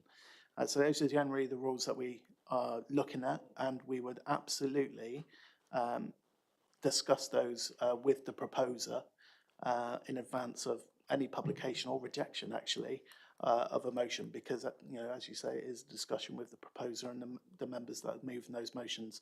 That very much sits with Liz as the MO and myself, and that happens confidentially between us and any proposer before it's moved forward. Did you have any supplementary, or is that? No, that's fine. Thank you for your reply, Ross. The most important thing is that it is included in there, because certain blunt rules are used to say, well, I'm sorry, it was rejected, and no reasoning given for a lot of decisions that are made. So to be absolutely clear and concise, especially with regard to members, is most important. So, Councillor Stevens. Thanks, Chair. I think Lee's raised a very interesting and material point there. I don't think it would hurt. I mean, given, I don't want to put words in Ross's mouth, but he's basically agreeing with what Lee said in terms of what Lee says should happen. Ross is saying does happen. I think for the sake of openness and trust, spelling that out in the way that Lee has asked, I mean, I don't want to draft anything on the hoof, but I think we all know where we are. I don't think that would do us any harm to say that the proposer of the motion or the seconder should be part of that conversation if there are any worries from Ross or Liz, whatever the outcome. I'm struggling to see why that shouldn't be spelt out here. And also to say that if the final word is no, why we shouldn't say that, I mean, within reason, you don't want war and peace to be written out, but we are rejecting your motion for suitability on the following grounds. And a very, very brief paragraph to say why, in the officer's view, because it's tremendous power the officers have to stop us debating something that we want to debate. And I think spelling out their reasons for taking a view that curtails that, which they're more than entitled to do, isn't an unreasonable ask. So I think to have that, and again, it doesn't need to be instant, you know, let's have some common sense here. But I think perhaps to not spell it out might send out some wrong messages. So and I'm not detecting there's much disagreement in terms of what Lee said should happen and what Ross says does happen. So I don't think spelling it out should present us with any issues.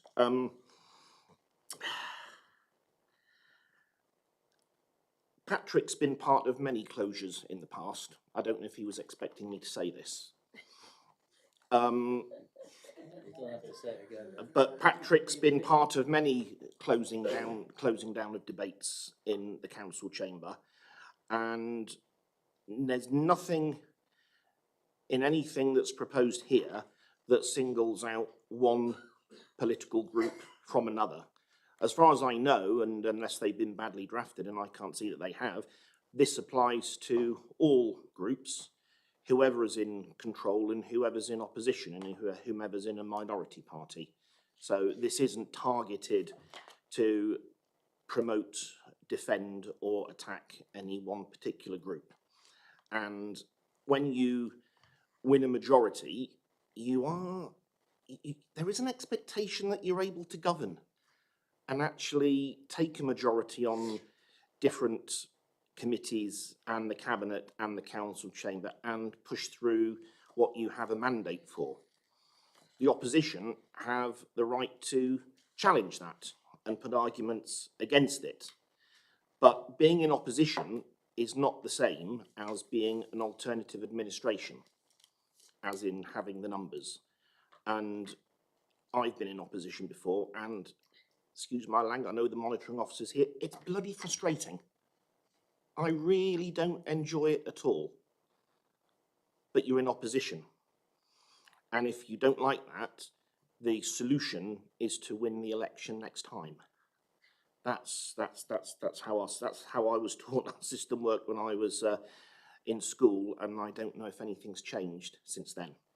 I think what we've got is sensible. I don't think that having a debate at 8, 9 o'clock in the evening after a long meeting is the right way to take decisions in this city. If people have got other suggestions as to how we can look at other committees, I'm more than happy to consider those. But I don't think that staying on till 8, 9 o'clock, when, let's face it, everybody knows which way they're going to vote.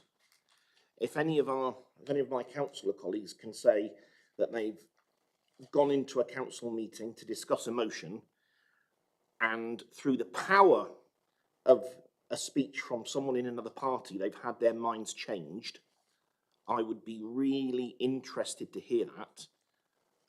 If I did that, my chief whip would have a fit. And I dare say that other groups are in a similar position as well. I think it will concentrate the mind. in terms of keeping our contribution short and keeping the scheduling sensible. I think there's a challenge for the Lord Mayor and future Lord Mayors to make sure that the debates run smoothly within that time. And I don't see any reason why we can't give it a go. The working group is an ongoing organisation, so we're all, as far as I'm concerned, as long as I'm involved with it, we'll always be willing to re-examine any changes we make and reflect and hear views as to how things have gone. And just on that point, could we pay a huge tribute to Alderman Eddie Rennie for all his input into this group? I know people, because I'm on this committee, link me with this far too much, but Eddie's contributions were really useful, and he'll certainly be missed. We haven't met since his untimely passing. So I'm happy with this. I'm happy to give it a go, and the pledge from me is that we will certainly reflect on this and hear any views once what we've got is hopefully up and running. Okay, thank you, Councillor Stevens. Both Councillor Nicholson and Councillor Finn have indicated they'd like to come back, but also Mrs. Benny's been waiting for a while, so I'll bring you in first. Okay, thank you. It was really just to test, because I'm not part of the council and I'm an independent member, actually what is the problem we're trying to solve? So I'm not aware of what's been going on, and does this solve the problem, or does it work towards sort of trying to solve whatever the issue was?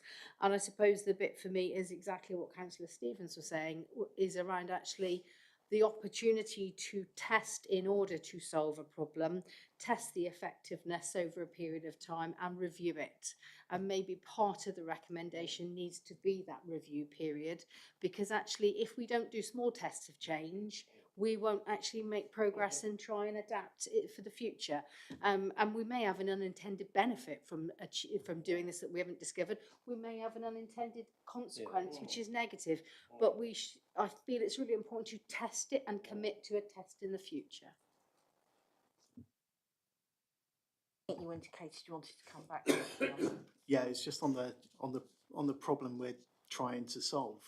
So couple of different problems. I think that the first around motions on notice and submission, we generally receive submissions of motions on notice 5 days currently in advance, 5 working days in advance of the meeting being held.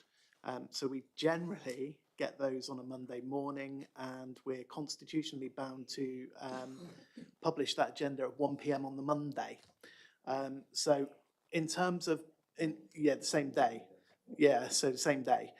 So if we get, say, 8 or 9 motions, which isn't unusual, the job that Liz and I have of reviewing those motions, testing them against those rejection reasons we just outlined, becomes quite difficult.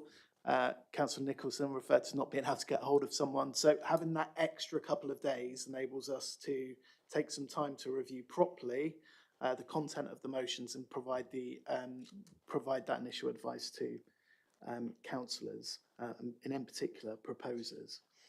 So that's the reason why we want to extend the deadline. In terms of the rules of debate, and this is about closure motions. So closure motions have always existed as part of our rules of debate. So this isn't something new. It's always existed. The way that the current rules of debate describes them is not as a closure motion. It's described as an amendment. And several times last year that caused a massive amount of confusion amongst the membership in terms of why are we voting, why are we voting on this, why are we voting on it twice, etc.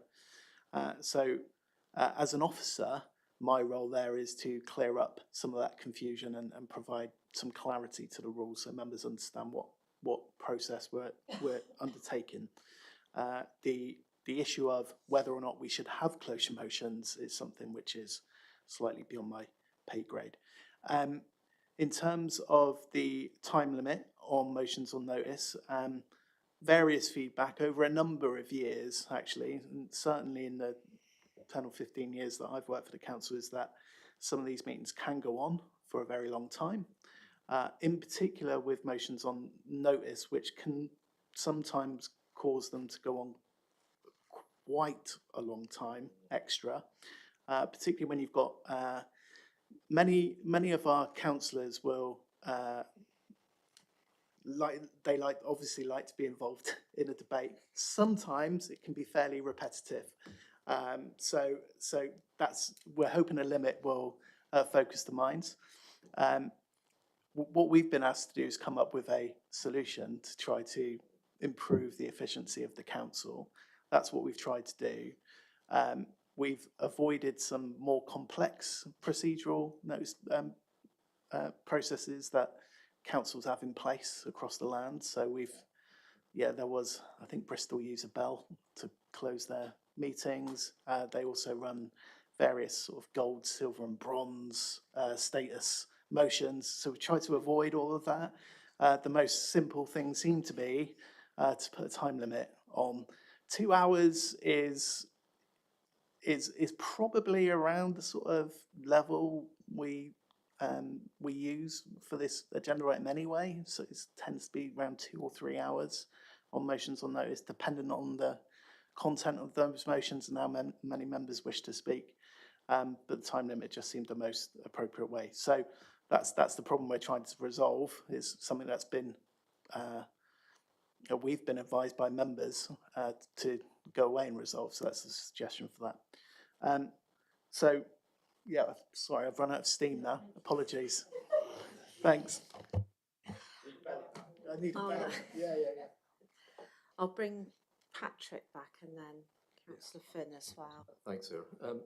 Can I welcome Mrs. Benny's contribution, because I actually think you made a very valid point that actually sometimes change and reviewing change is a good point. And all I would add to Mr. Jago's contribution is that generally you've got cabinet members and executive, people who have got responsibility using the motion system to take up time of the council when they could use their own offices through cabinet to promote the same issue. So they might want to promote a topic in their area, but they're using the valuable time of the full council meeting to do it. So the issue for me, and the issue really for opposition members, and the Labour Party will be in opposition again one day, I'll put money on it, because that's the way it goes, is that generally, yeah, I know, I won't do it officially. but generally, I'm digging myself a hole here, aren't I? But generally, opposition councillors need full council and to hold the executive to account, because the agenda, if you look in the constitution, the agenda set out, additional items are added by the organisation. So Mr. Jago, as head of governance, will bring certain things like governance and audit and other matters. So the ability to influence the agenda is small. So you've got questions and motions principally. So if you cut down the motions, so, I'm not supporting it, but the council will do what the council decides to do, and I'll be monitoring you. But if the cabinet, for instance, uses the opportunity, the 2 hour slot to get their motions in quickly, ensuring that the opposition members have the ability to influence, it would be anti-democratic. So, well, I'm putting on record, I'm voting against it. I'll vote against it at full council, and I'll monitor the situation. And I think you just need to be very aware that the percentage of people trust in local councils, trust in the democratic process is constantly diminishing. And it's diminishing because they don't feel their voice is heard. And what we should remember, the Constitution promotes the role of a ward councillor. It promotes being an advocate for your local community. If you can't advocate because the rules are stitched up to prevent you doing so, then all that's doing is undermining democracy. I'll say no more and we'll see how it goes. Thank you, Councillor Nicholson. That's also raised a just point of clarity.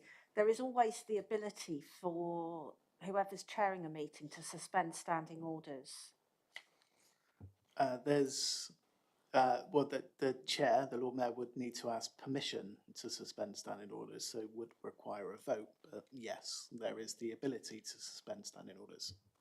So in the event there was a motion that was causing that was generating a lot of healthy debate and discussion, that could be a reason for that to happen.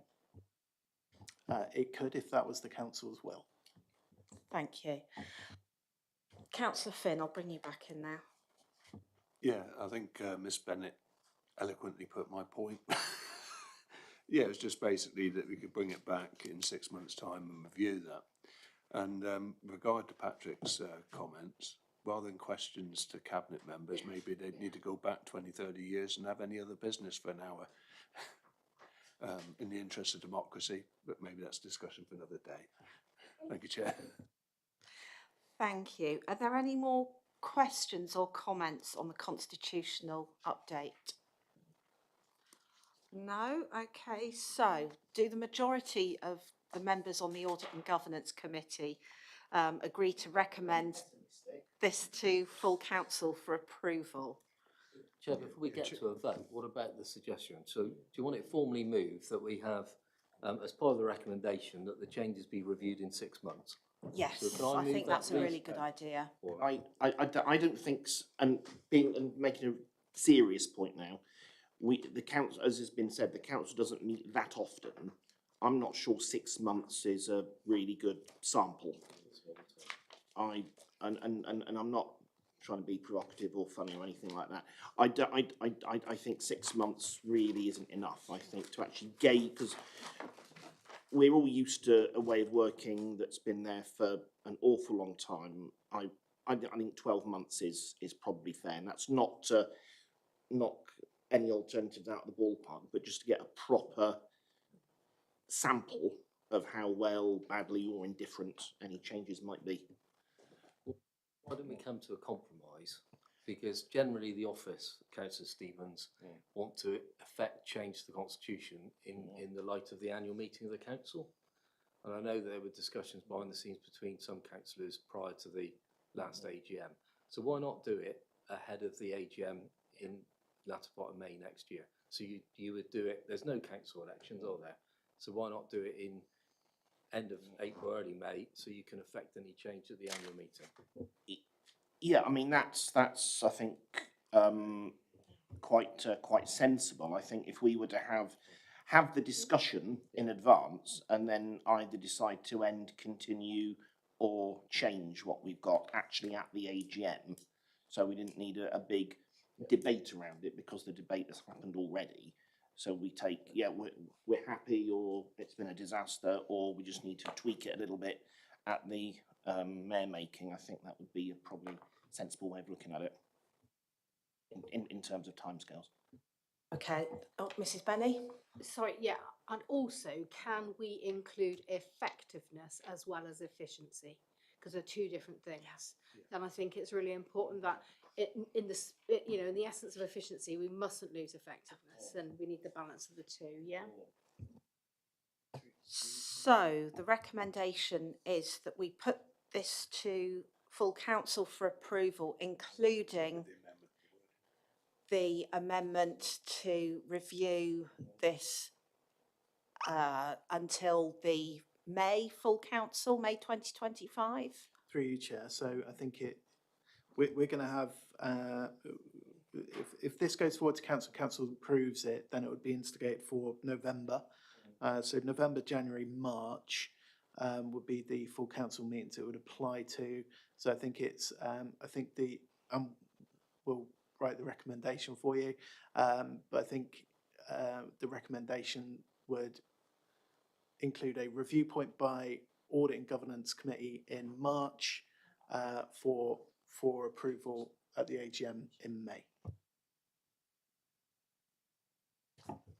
So is committee happy to recommend that to full council as amended?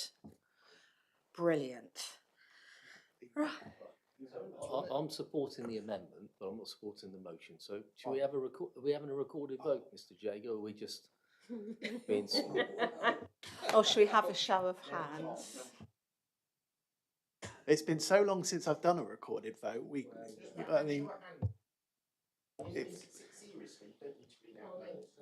No. So, Chair, if we could have a show of hands in favour of the amended recommendation, I'm going to. Well, that's fine if you want to do that. So, let's have a vote on the amendment. Let's Chair. have a vote on the amendment. Thank you. That's carried NEMCOM. And then a vote on the recommendation to full council as amended. So that is 1, 2, 3, 4, 5. 5 for, 1 against. Thank you. 5 for, 1 against. Oh, I get a vote as well. I'm for.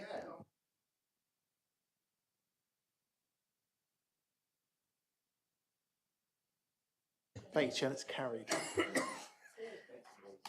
Thank you. So we now move on to Councillor Pemberth. He's been waiting patiently to present his report. We'll move on to item 21, which is the contract standing orders on pages 659 to 708 of your packs. Chris and also Holly, over to you. Thank you, Chair. This is paper 1 of 2, I think I'm with you for this afternoon. It is good practice to ensure that our procurement rules, the contract standing orders, are fit for purpose.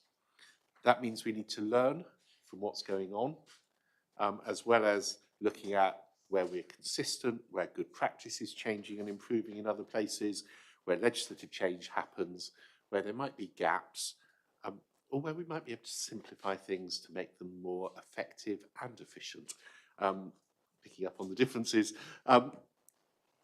And that's what we've been doing. We have done a major review this time, listening to feedback from people who use the system, checking it out with managers and the CMT, listening to what staff have said on the staff survey. And as you can see, there's quite a lot of things that we've identified. We need to make some changes, and that has been worked through all of the sections of the report. I think this is really important, and this isn't an end point. It's just, this is where we're up to now. We are already thinking about what will be the implications of some of the further legislation that will be happening, and some of the things we might want to think about in light of the next item in terms of what the procurement strategy might lead us to do differently in the future as well. But we have done a lot of work. I'd like to pay tribute to Holly and her team, and Liz and Alison and their teams for all the work that they've been doing to get this tidied up and doing well. There are notes that sit behind this that are guidance notes and procedural notes. Those aren't forming part of the Constitution, so the recommendations are also that those are able to be updated by appropriate officers, because we do need to be able to be lightfoot on some of those practicalities. But it's important we get the Constitution right. It's important that we get spend levels right. It's important that we get timings right. And that's why this comes here, and why I will continue to suggest that contract standing orders are an important part of the Constitution, because they're the ability for members to ensure that all of our money in capital and revenue is spent properly. And that's what we're trying to do here.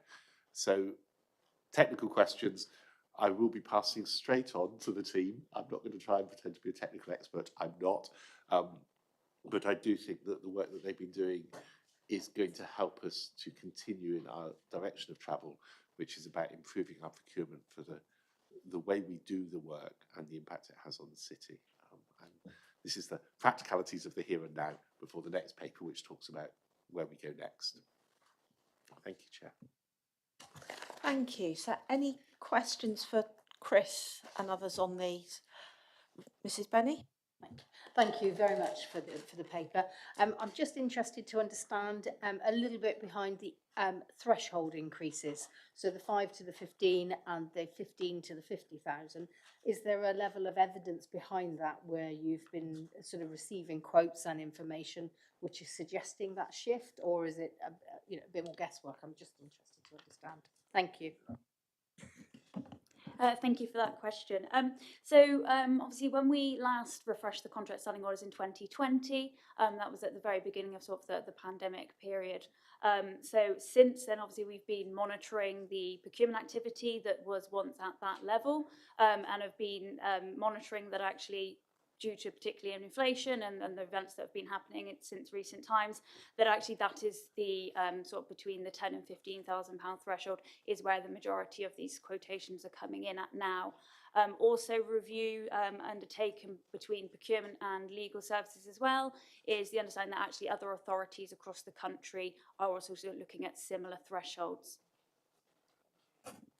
Sorry, in relation to the other question around the quotation threshold. So we've introduced that one. They are minimums, so it's always a minimum of 2. So actually, if the procurement activity was relevant and proportional, that actually we could go more than 2. But we've introduced that again to try and streamline the process and recognise that actually best value, there's a wider definition of best value, and that sometimes just getting extra quote doesn't actually mean that it's going to be better value, and actually we need to think about our processes as part of that value process. Councillor Finn. Yeah, again, I want to take up on what Annette said. I think irrespective whether it's £1, 50, £100,000, £1 million, at the end of the day we're dealing with council taxpayers' money and we're dealing with tax revenue, so we have to be accountable at all stages. I do worry on page 6, 7, 8, up to £50,000 responsible officer, no formal document required. I do believe competitive tendering can offer better benefits to the council, and maybe, you know, just to get a couple of quotes at times is reasonable, regard to both officer time and protecting obviously taxpayers' revenue and money that we're responsible for. Perhaps when we talk about no formal documentation required, I'd probably like to amend that and actually say it's not about the actual process that's undertaken. There is a very structured and templated and documented process that people would be undertaking. So it's not that there won't be any formal paperwork that goes with these processes. It's more to do with the level in terms of the decision making, the formal documentation that we have currently. So actually it's a streamlining of those processes. So it's not that there isn't any documentation, it's just actually we're recognising that the threshold at which the full gateway processes that take place and that are sort of a formal version of the sign-off documents, those will now come into place at £50,000, but actually below that there is still documentation and there will still be the correct sign-offs and the correct due diligence. It's not just, I suppose, as a completely formal document in the sense that it currently is. Yeah, can I just reply to that? So in future, could you just, when you come up with something like that, no formal requirement, put down that there is something behind it, shall we say, for the alleviation of any doubt? Be much appreciated. Yeah, absolutely. Councillor Nicholson. Well, it's just following on from Councillor Finn actually. So there'll be an amended words around that box. So it could be the officer holds the relevant documentation, but needs to say something, doesn't it? We can't approve it in its current form. Yeah, no, absolutely. Like I say, I think in some of the tables we have, for example, a procurement checklist. So it's that similar idea of there is a document there. Like I say, perhaps in that table it was a bit of an oversight as to the wording that was in there, but absolutely we can get that amended. Any other questions or comments on this? So the recommendation is that we approve the proposed refreshed version of the contract standing orders, delegate authority to the monitoring officer to approve the new procedural notes, and approve the amendments to existing procedural notes when appropriate, and also to delegate authority to the monitoring officer to approve updates to the CSOs required as a consequence of the new Procurement Act 2023, which goes live this October. Is committee happy to do that? All of that subject to amending on page 15, no formal requirement. I think you need to make reference that our approval is subject to that being amended. And you might want to just on our behalf, Chair, sign off whatever the words are. Yeah, happy to do that. So again, subject to the amendment on page 678, the changes to the wording of no formal requirement.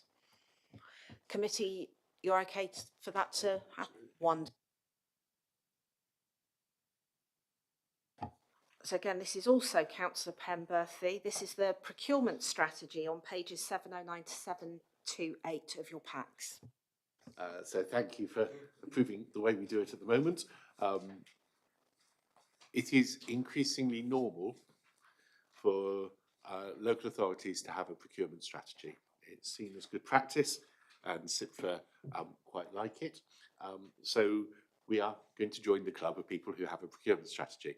There's been quite a lot of work done on this. Be fair to say that we're not doing what most councils have done, which is to effectively have a position paper that says this is the way we do our procurement. And we are seeking to do a little bit more than that with a clear sense of direction. And it is what it is. It is a first iteration.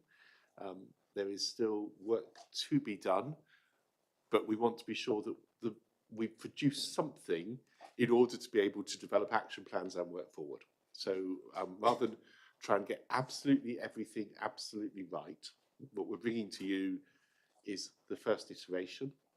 I'm really interested to hear what you have to say, and then we will take it from there in terms of developing action plans and taking this forward, especially around some of the issues on governance and strategic direction. So, it is here. I would like to say thank you to, once again, Holly and the team, and Liz and the team, but also David and his advice from a financial perspective, given this is also something that crosses into his world as well, and the discussions we've been having over recent weeks in terms of trying to get this as right as we can in its first iteration on paper for you. Thank you. Thank you, Councillor Penberthy. So I've already had two hands go up. Zoe, I'm going to bring you in first. Thank you, Chair. Thank you, Councillor Penberthy, and I'm sure there's a lot of work gone into this. Could you assure us that it's not just a tick box exercise, and also what does that mean for us spending money in the city? That was my first question. In fact, as David will tell you, I went back and said, this looks like a position statement. It doesn't look like a strategy. It looks like a tick box exercise. I'm not prepared to put my name on it. So that was my first response to the draft that I saw, for exactly those reasons. It would be fair to say that actually we have been working in a very strategic way in our development of procurement. We've never put it on paper. I think it is healthy for us to put it on paper, and why I said this is more than a position statement. To give you an idea, in 2012, we spent 17% of our money in PL postcodes. We couldn't tell you how many SMEs we worked with. We couldn't even tell you how many PL postcode businesses we spent the money with. We could just tell you how it was, because that's all we monitored. And actually, that was a sort of side bit. It wasn't anything. And we said the way we spend our money matters. Just to give you a sense of what we've done just in those areas as part of a strategic direction for the way our money makes a difference in Plymouth. Last year, we had 3,419 separate suppliers. That's a really good number. 1,849 of those were from PL postcodes. 1,433 were SMEs. Those are numbers that are all up on the previous year. They've been going up year on year as we've made very active approaches to a strategic direction of let's spend money locally, let's support SMEs, and let's vary our supplier base so it's not just the usual suspects that go back and get all the money all the time. In terms of PL spend, it was up 34 million last year to 195,513,587 pounds. That's 55.9% of our spend in PL postcodes, up from 17% in 2012, that money stays in our local economy a lot longer. It's been our strategic direction to do it. We've never put a strategic document out that says that's part of what we want to do. And just to finish up the figures for you, the SME spend was 91,384,172, up by 20 million. It was 26.13% of our total spend. So both of those were above our targets. So not only have we had a strategic direction, we've had targets. We've never talked about it with you, and I think we should be. And we brought in social value. Over a period of years, we began to explore what social value meant in 2012-13. It wasn't until 2019 we passed our final policy. And last year, social value committed an additional £2,446,853 of added value to the money we spent here in Plymouth. And the reason I've got those at hand is last week I met a load of SMEs. And one of them was showcasing the work they did as part of a £265,000 contract under the National Marine Park. All of the subcontractors had started doing the same. They were actively engaging now in apprenticeships in ways they weren't before. Almost all of them had signed up to Plastic Free Plymouth. They were beginning to do more employee volunteering days as team building. They were finding their staff satisfaction and retainment was going up. So not only have we gained stuff, but actually they're putting it into their supply chains too. And all of this is making a difference. How quickly we pay people makes a difference. And when I'm out and about, I know when Tudor and Mark Lowry are out and about, local businesses and local SMEs are saying our strategic direction on procurement is making a big difference to the way they do business, and it's improving their business viability here in Plymouth. But we've never had a strategic direction for that. And what we want to do by this is more than a tick box exercise, but a real thing of driving the difference our procurement can make to our local economy, tied into other things. So it's not, I just wanted to give you that sense of not only is it not, but we've been doing a lot without actually talking about it in a strategic way. And I think we need to be putting that into a strategic document that actually looks at where else we can go, what else we can do, and being open with you as audit and governance about what we're trying to achieve through our procurement processes. Councillor Tippett, you are next. Thank you, Chair. My question's under the Equality and Diversity heading. I was wondering how it was actually possible to require contracted suppliers to comply fully with the Equality Act and what we do to measure that. It can be difficult to require, but we can put in questions, we can put in stuff. In pre-qualification, we can test things, we can do a degree in contract awards, and we can make sure we drive it through social value elements as well. So what we're seeking to do, and increasingly do, is the good practice that we're adopting, we want our supply chains to adopt as well. If we're going to pay people within 15 days who are an SME, we want our supply chains to be paying their SME supply chains within 15 days. If we're going to be talking about equalities and diversity, we want them to do it as well. So there's lots of bits that we can bring into this that we can do through our power as a purchaser and through the education we do, working really closely with the Chamber, the Federation, the manufacturers group and all the other business groups in the city, because we've talked to them about this. It's actually been part of the discussions that led to the Resurgam programme and the Resurgam Charter, now the Plymouth Charter, where these things are embedded as well. So we're using our procurement power as a way of educating and influencing and changing. So I think across a lot of this, whether it's the way people do compliance, the way people do equalities and diversity, the way people treat the environment, the way people treat skills development and retention, are all things that we can do through our procurement that encourage other people to do the same. So we can't say, if you don't do this, then blur, but we can say, if you don't do this and it's not in line with the law, and we are totally compliant in line with the law, and you're not doing what we do in our public sector equalities duty, then we will be seeking for you to drive that work as well.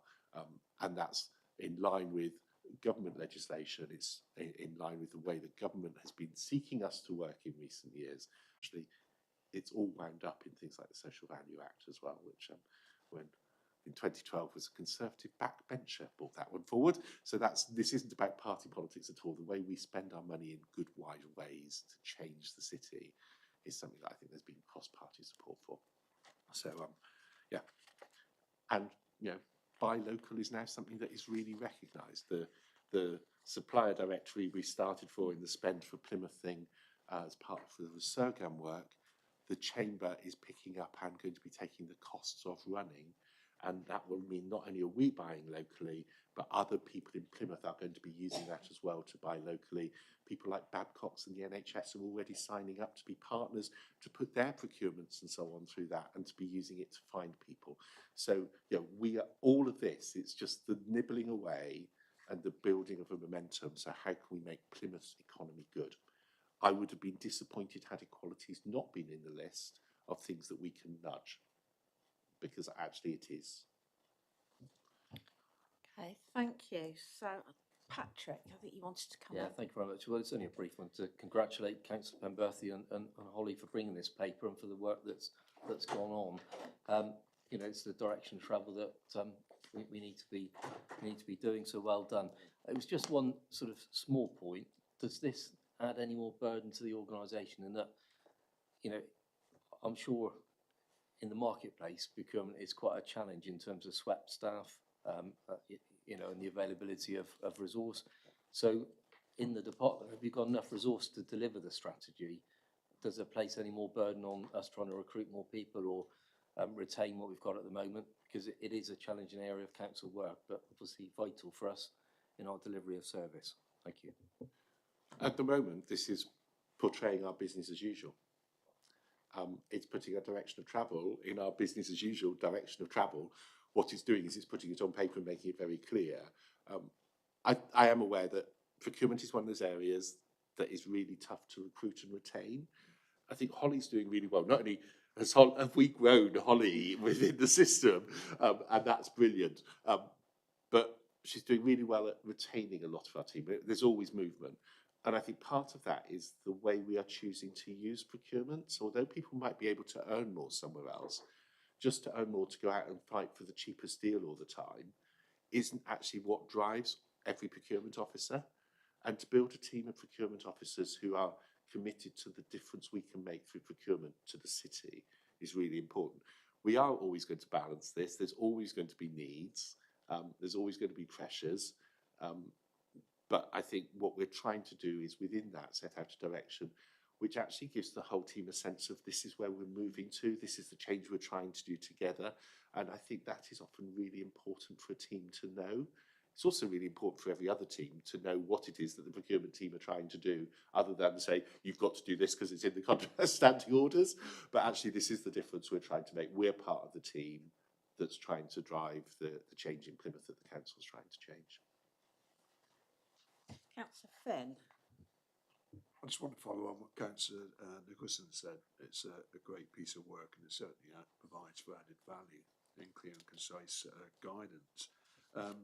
Just a couple of things within. Is there a rating system within this to with regard to quality, professional, on-time delivery?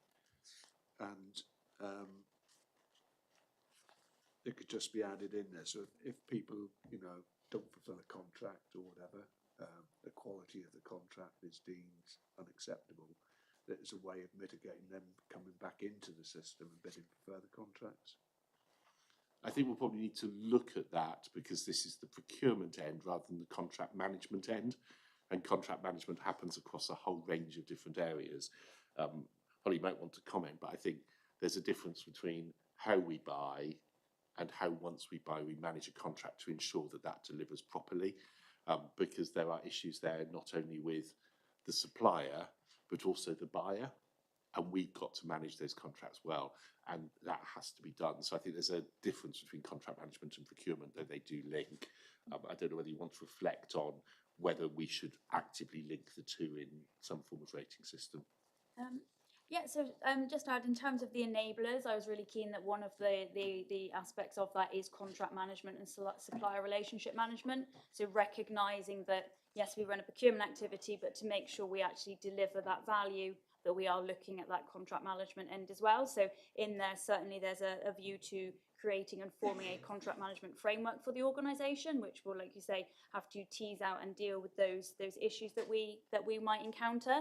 And just a bit of a tidbit in terms of the new Procurement Act that's coming in, it is heavily contract management focused. So there will absolutely be a focus on understanding the delivery of our contracts, and actually from a central government point of view, they are introducing measures to tackle poor performance of contracts as well. So that's a recognition across the profession that actually that's an area where every local authority needs to look at, and we will be obviously falling in line with those regulations and making sure that obviously we then translate them into our local strategies as well around that. Mrs. Benny? Yes, thank you. So I love it. I think it's really great. And I agree with you, Chris, in the sense that actually my experience in former lives working with the City Council has been very much around upholding some of those themes and the values behind it. So great to see it on paper. I suppose my question is around, out of all of this in this document, what's your top 3 things that you're going to be focusing on next? Where do you think you need to be really putting some energy? I think we might have slightly different political and officer suggestions That's on that. okay. I'm continually looking, because I hear when things go wrong. So when a cabinet member is slowed down because of procurement, I get it in the neck. Though actually I was in a meeting this morning and it was, I was getting it in the neck, and actually it was my project that was going to go, and I'll be talking to Holly about where we go from that later because of the learning. I think we need to be making sure that our procurement is really, really spot on, so that we're doing it well. We're doing it well the first time, not having to keep on going round and round in circles. And you know, in another area of my portfolio, I can watch that happening at times, and it's very, very frustrating. So I think that getting it right first time. I think the work that we can do to be really clear on not just value for money, but the added value for Plymouth. What that means in terms of social value, local spend, SME support is really important.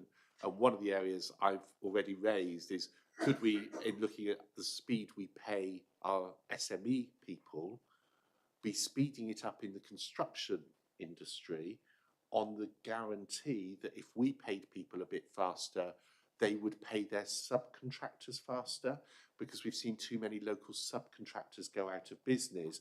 So could we actually not only improve it, but get that rocked on? And we need to look at that. But if instead of paying someone within 15 days because they were an SME, and then they pay their subcontractors in normal terms, if we were to pay them within 10 and they guarantee to pay their subcontractors within 10, that actually means subcontractors are paid within a month. Now that's going to be quite tricky.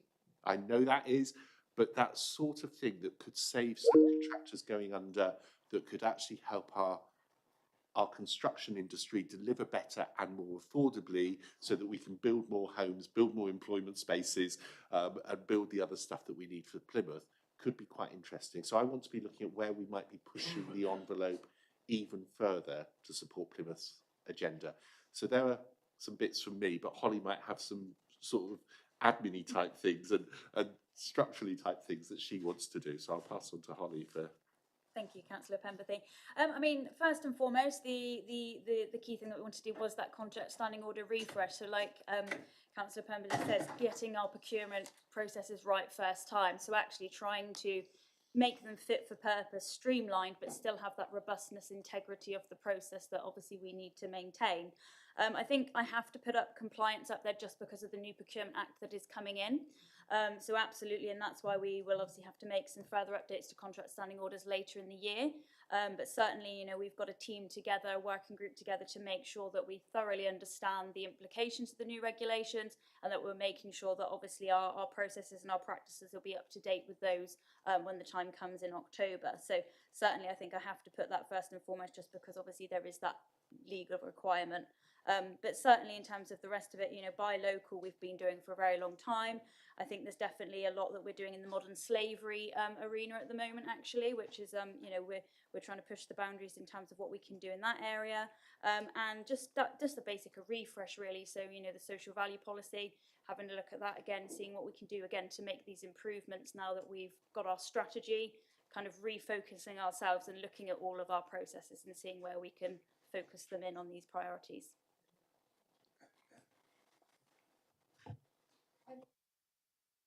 Any further questions on this report? No? Okay, so thank you, Councillor Pemberthy, and to Holly. Is committee happy to approve the proposed procurement strategy? Wonderful. Now move on to item 23, which is the risk management monitoring report. Ross, over to you for this. Thank you, Chair. Members would have seen this report several times before. I've not included the risk dashboard this time because it prints really badly and doesn't. It's not. Yeah, it's not conducive. So that one. So what you've got is a table. It's very small unless you're looking at it on a PC. So apologies for that. There's been quite a lot of movement in the risk register. It's still being reported on a regular basis to scrutiny. In fact, we'll just publish it for the Scrutiny Management Board's first meeting next week. So I think we can expect to see some committees pick up some of the risks that exist within the risk register. There's not a great deal of change in some of the top level risks. So things like cyber governance remains at a high level. That's the advice that we've had from the government, and obviously the impact of cyber incidents been made very clear earlier this week or last week.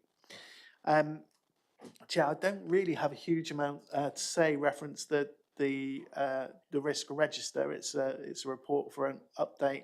If members have any questions, happy to deal with them. But of course, this is mostly dealt with at scrutiny.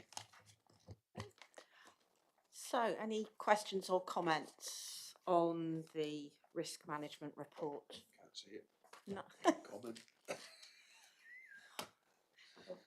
I trust you read it in advance on your PC. No. Okay. Are we happy for this to note the current position? Yeah, wonderful. Move on to item 24. Do we have John Finch? It doesn't look like it, Chair. Chair, if you could just give us 2 minutes, we'll go and check outside to see who's arrived.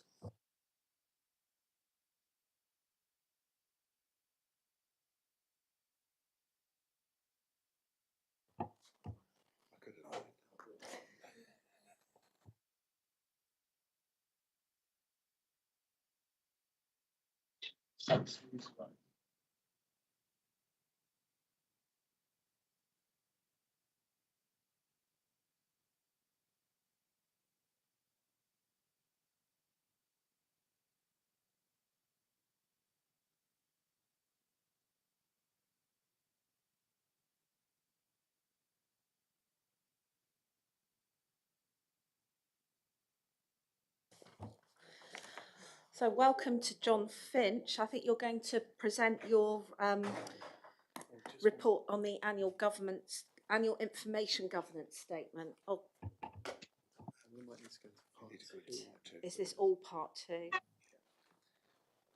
This is where we stop the webcast. Yeah, through you, Chair. So information in support of this item has been restricted, so it's in part 2. Now, members can discuss the issues that relate to the item in part 2 in part 1, but we just may need to be careful, and we'll need to ask John as well to highlight if we creep into a part 2 discussion, at which point we'll pass the relevant resolution. So, John, over to you. Okay, thank you. So I did see that the earlier question around whether this should be part 1 or part 2. There are elements of this document that are part 2. The majority is part 1, as was correctly identified. I think moving forward, it might be easier to split the document itself into part 1 and part 2, just for clarity. If the committee is happy with that proposal. Yeah, I'm seeing lots of nods around the room. In the meantime, we've got so what I'll do, I'll go through the just highlight the do the summary in a sort of part 1 and part 2 order. So starting off with the information access requests, and freedom of information requests are higher, much higher last year, with a 36% increase. We did have a lot of requests around the Armada Way plans, but even if we took those out, there was a 20% growth. So we're continuing to monitor that, because we're seeing considerable growth from 3 years ago each year now. And these figures are figures that I am intending to publish along with the data protection statistics and make more widely available when we go through the detail of the audit report from the ICO. So big highlight, FOI requests are up. Data protection requests, so this is where people ask for personal information, they're also up considerably. Across the council, last year we received a 20% increase, which was 45% over 2 years. And slight drop in other requests, but that was around how they're recorded. Our compliance rates were slightly lower, which we expected due to the volume of requests. However, the 90-day for that's the timescale for complex requests, that actually improved up to 89%, which we were reporting those figures to the Information Commissioner's Office. And going into detail on the request processed by the Information Governance team, so this is mainly social care records, so highly sensitive. Those also increased by 10% across the year, and a 2-year increase of 41%. Now, we are looking to address our capacity on how to deal with those, because that volume of requests currently exceeds capacity of the team quite considerably, and we have been speaking with David Northey around how we address that capacity.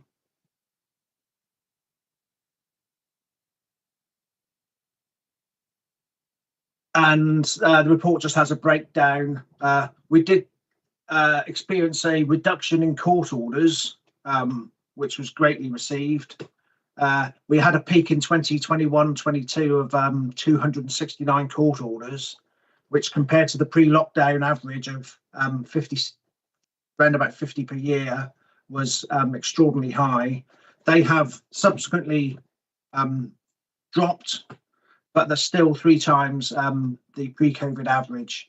And court orders are received from the courts when there's a court case involving social care clients. They request information from us around those clients, and we have to process them in exactly the same way as a subject access request. So there's a lot of work needed in those.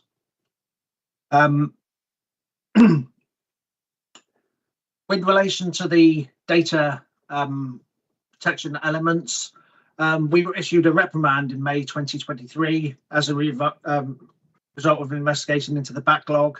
There are a number of recommendations which I'm not going to list. They've been published on the ISO website. As a follow-up, the council were invited to take part in a consensual audit, which we welcomed, and we were keen to have this sooner rather than later. So it actually took place in March 2024, and some councillors on the committee were involved in that audit. There's about 40 interviews, and just like to thank anyone that was involved with the interviews. They published a summary report on their website in April, and provided us with a more detailed report, which isn't public information. And it covered 3 areas: governance and accountability, request for access, so this is request under the Data Protection Act, and freedom of information. And we had reasonable assurance for governance accountability and limited for the other 2 areas.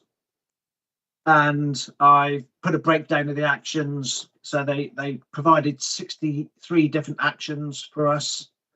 The most highest level of actions were in governance accountability, but it still was rated as reasonable assurance, which was positive to receive. And I've detailed the list of those actions. We're able to group them into about 10 high-level actions, and there's things we need to do, such as review the information access provision across the council and make improvements, and we started on a business case to look at that. Complete some other tasks such as data protection, impact assessment reviews and data sharing reviews, and we needed to create some new policies, mainly around FOI, environmental information and subject access requests, and that policy has been created and it's now out for consultation, with approval expected to take place in within August, and that will be published on our website. And there's a number of other policies we need to do and other documents reviewed, and training and various other aspects that need to be covered. So we've developed an action plan for the audit actions that has gone to CMT, and we have started working on it now, with some of those actions already completed. The Information Commissioner's Office will be following up in six months after the audit and 12 months after the audit, so it is essential that we do get those actions completed. The next section is the ICO escalations. We had more than we had the previous year, but they are grouped in fairly common themes. We had a lot of escalations around Armada Way, and some around the concerts on the Home Park. And most of the complaints around data protection were around delays in subject access requests, which was due to the gap in capacity and the volume of requests we're receiving. Breach stats, I'm not going to go into any detail on this call about the stats. Just the good news is that they dropped by 18% last year, and that was across the board. One item that is would be classed as part 2 would be the appendix, which lists some of the notable breaches, and that's really for audit committees and CMT's information, just to understand the nature of some of the breaches that occur. We didn't actually have any major breaches that had to be reported to the ICO. With regards to breach types, sensitive electronic disclosure is the highest. Understandable, we have a lot of sensitive information, mainly emailed around, and we had a big increase in the number of breaches caused by email, and we're expecting that to reduce considerably in the next year as we embrace the collaborative features within Microsoft 365, and with moving to SharePoint, which is expected to take place in the next 12 months, that will reduce the amount of breaches that we have over email. With a number of key lessons that have been circulated to all staff. Item 7, prefer to talk about that in part 2. Then we've got a section on lost devices. We don't lose that many devices now because people aren't as mobile as they used to be. And then information around records management, staff e-learning completions, and then the section on cybersecurity just gives an overview on our plans with Delt and what we've been working on. Thank you, we John. have. I'm just a little bit mindful that time's slipping away and we've still got a Sure. couple more agenda items, Okay. but thank you for presenting that quite comprehensively. Are there any questions for John that don't require going into a part 2 meeting? Mrs. Benny? No, I'm not going quite. Councillor Nicholson. I'll let Mrs. Benny go first. Ladies first. Thank you very much. Thanks, John. Really good report. And I'm just interested in, have you got any sense of what's causing these big increases around FOI and the subject access and data protection requests? Because they seem huge, don't they? And it's just, I'm just wondering, what are the themes there? Why the mad, increase? There's no specific theme, but it's something that every public sector authority is experiencing across the country. I sit on a couple of regional forums for information governance people, and all local authorities experiencing the same. So the big authorities in the area, Devon, Cornwall and Torbay, all experiencing similar increases, as are the NHS. Yeah, it's hard to put a specific cause on, just people are being more inquisitive, engaging with the council more.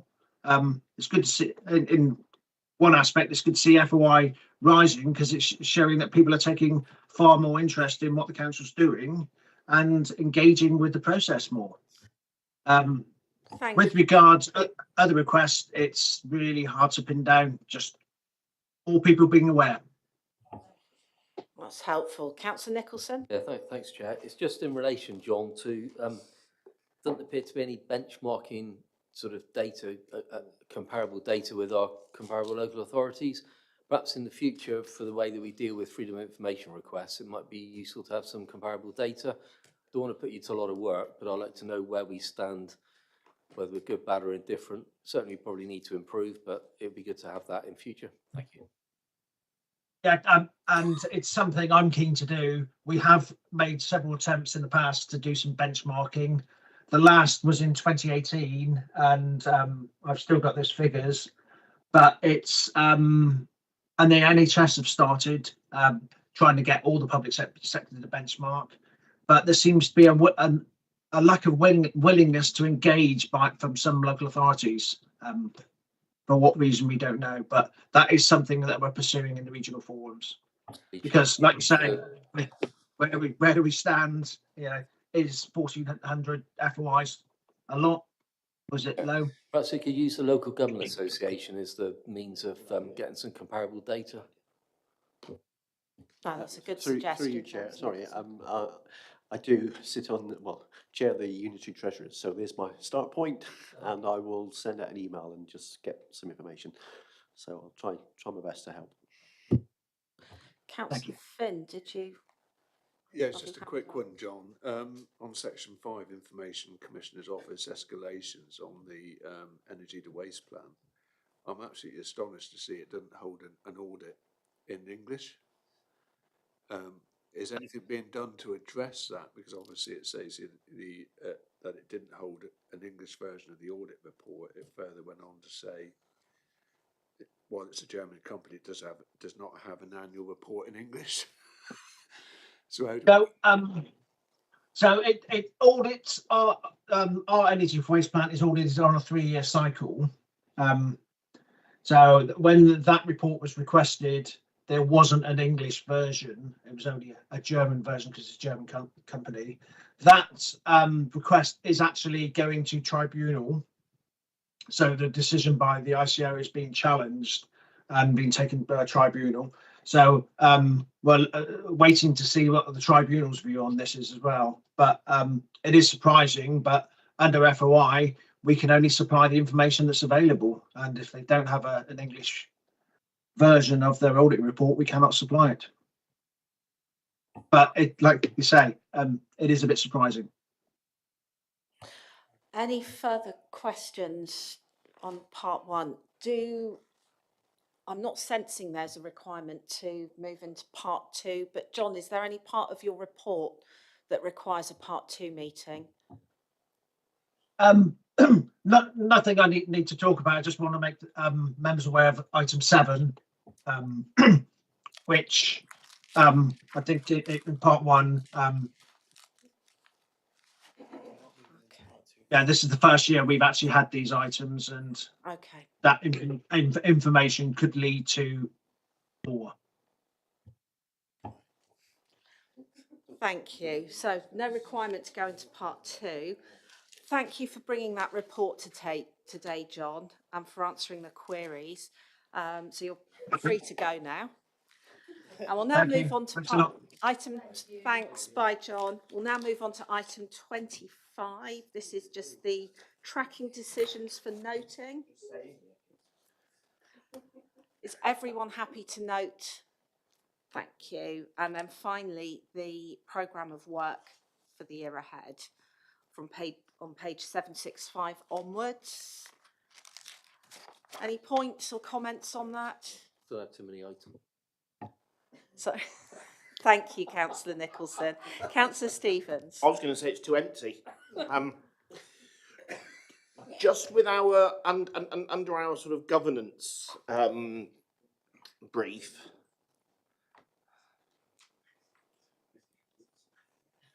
Is that all right, Chair? You agreed with that then? Yeah. With the governance angle, we've just been through 2 elections on the trot, one after another, and it's something that Patrick sort of alluded to in another report. Could we have a look at our use of PERDA, please? PERDA and how we implement it. Maybe looking to compare with other. I don't know how we compare with other authorities, whether we're very sort of ambitious or risk averse, or we fit somewhere in the middle. I'm sensing that we sometimes might go a little bit down the risk averse model. I'm struggling to see how not allowing me to give £200 to the Devonport little litter pickers and in my community grant might have swayed an election result. I can't see that. I'm willing to be persuaded that it could have done, hence a request to have a report and seeing how we implement it here, please. Yeah, that would be really helpful, thank you.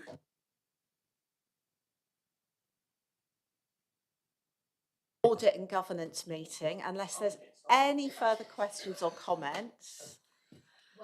I'm sensing that as we approach the final half hour of the meeting, there was somewhat lack of discipline, but I will overlook it this time, given there are new members and substitute members. But in future, there will not be such benevolent chairing. Oh, so you watch out. See me after class. So, yeah, on that note. You're on the naughty step. Absolutely. So, thank you all for your time on what was a very packed agenda, and see you all next time. Thank you.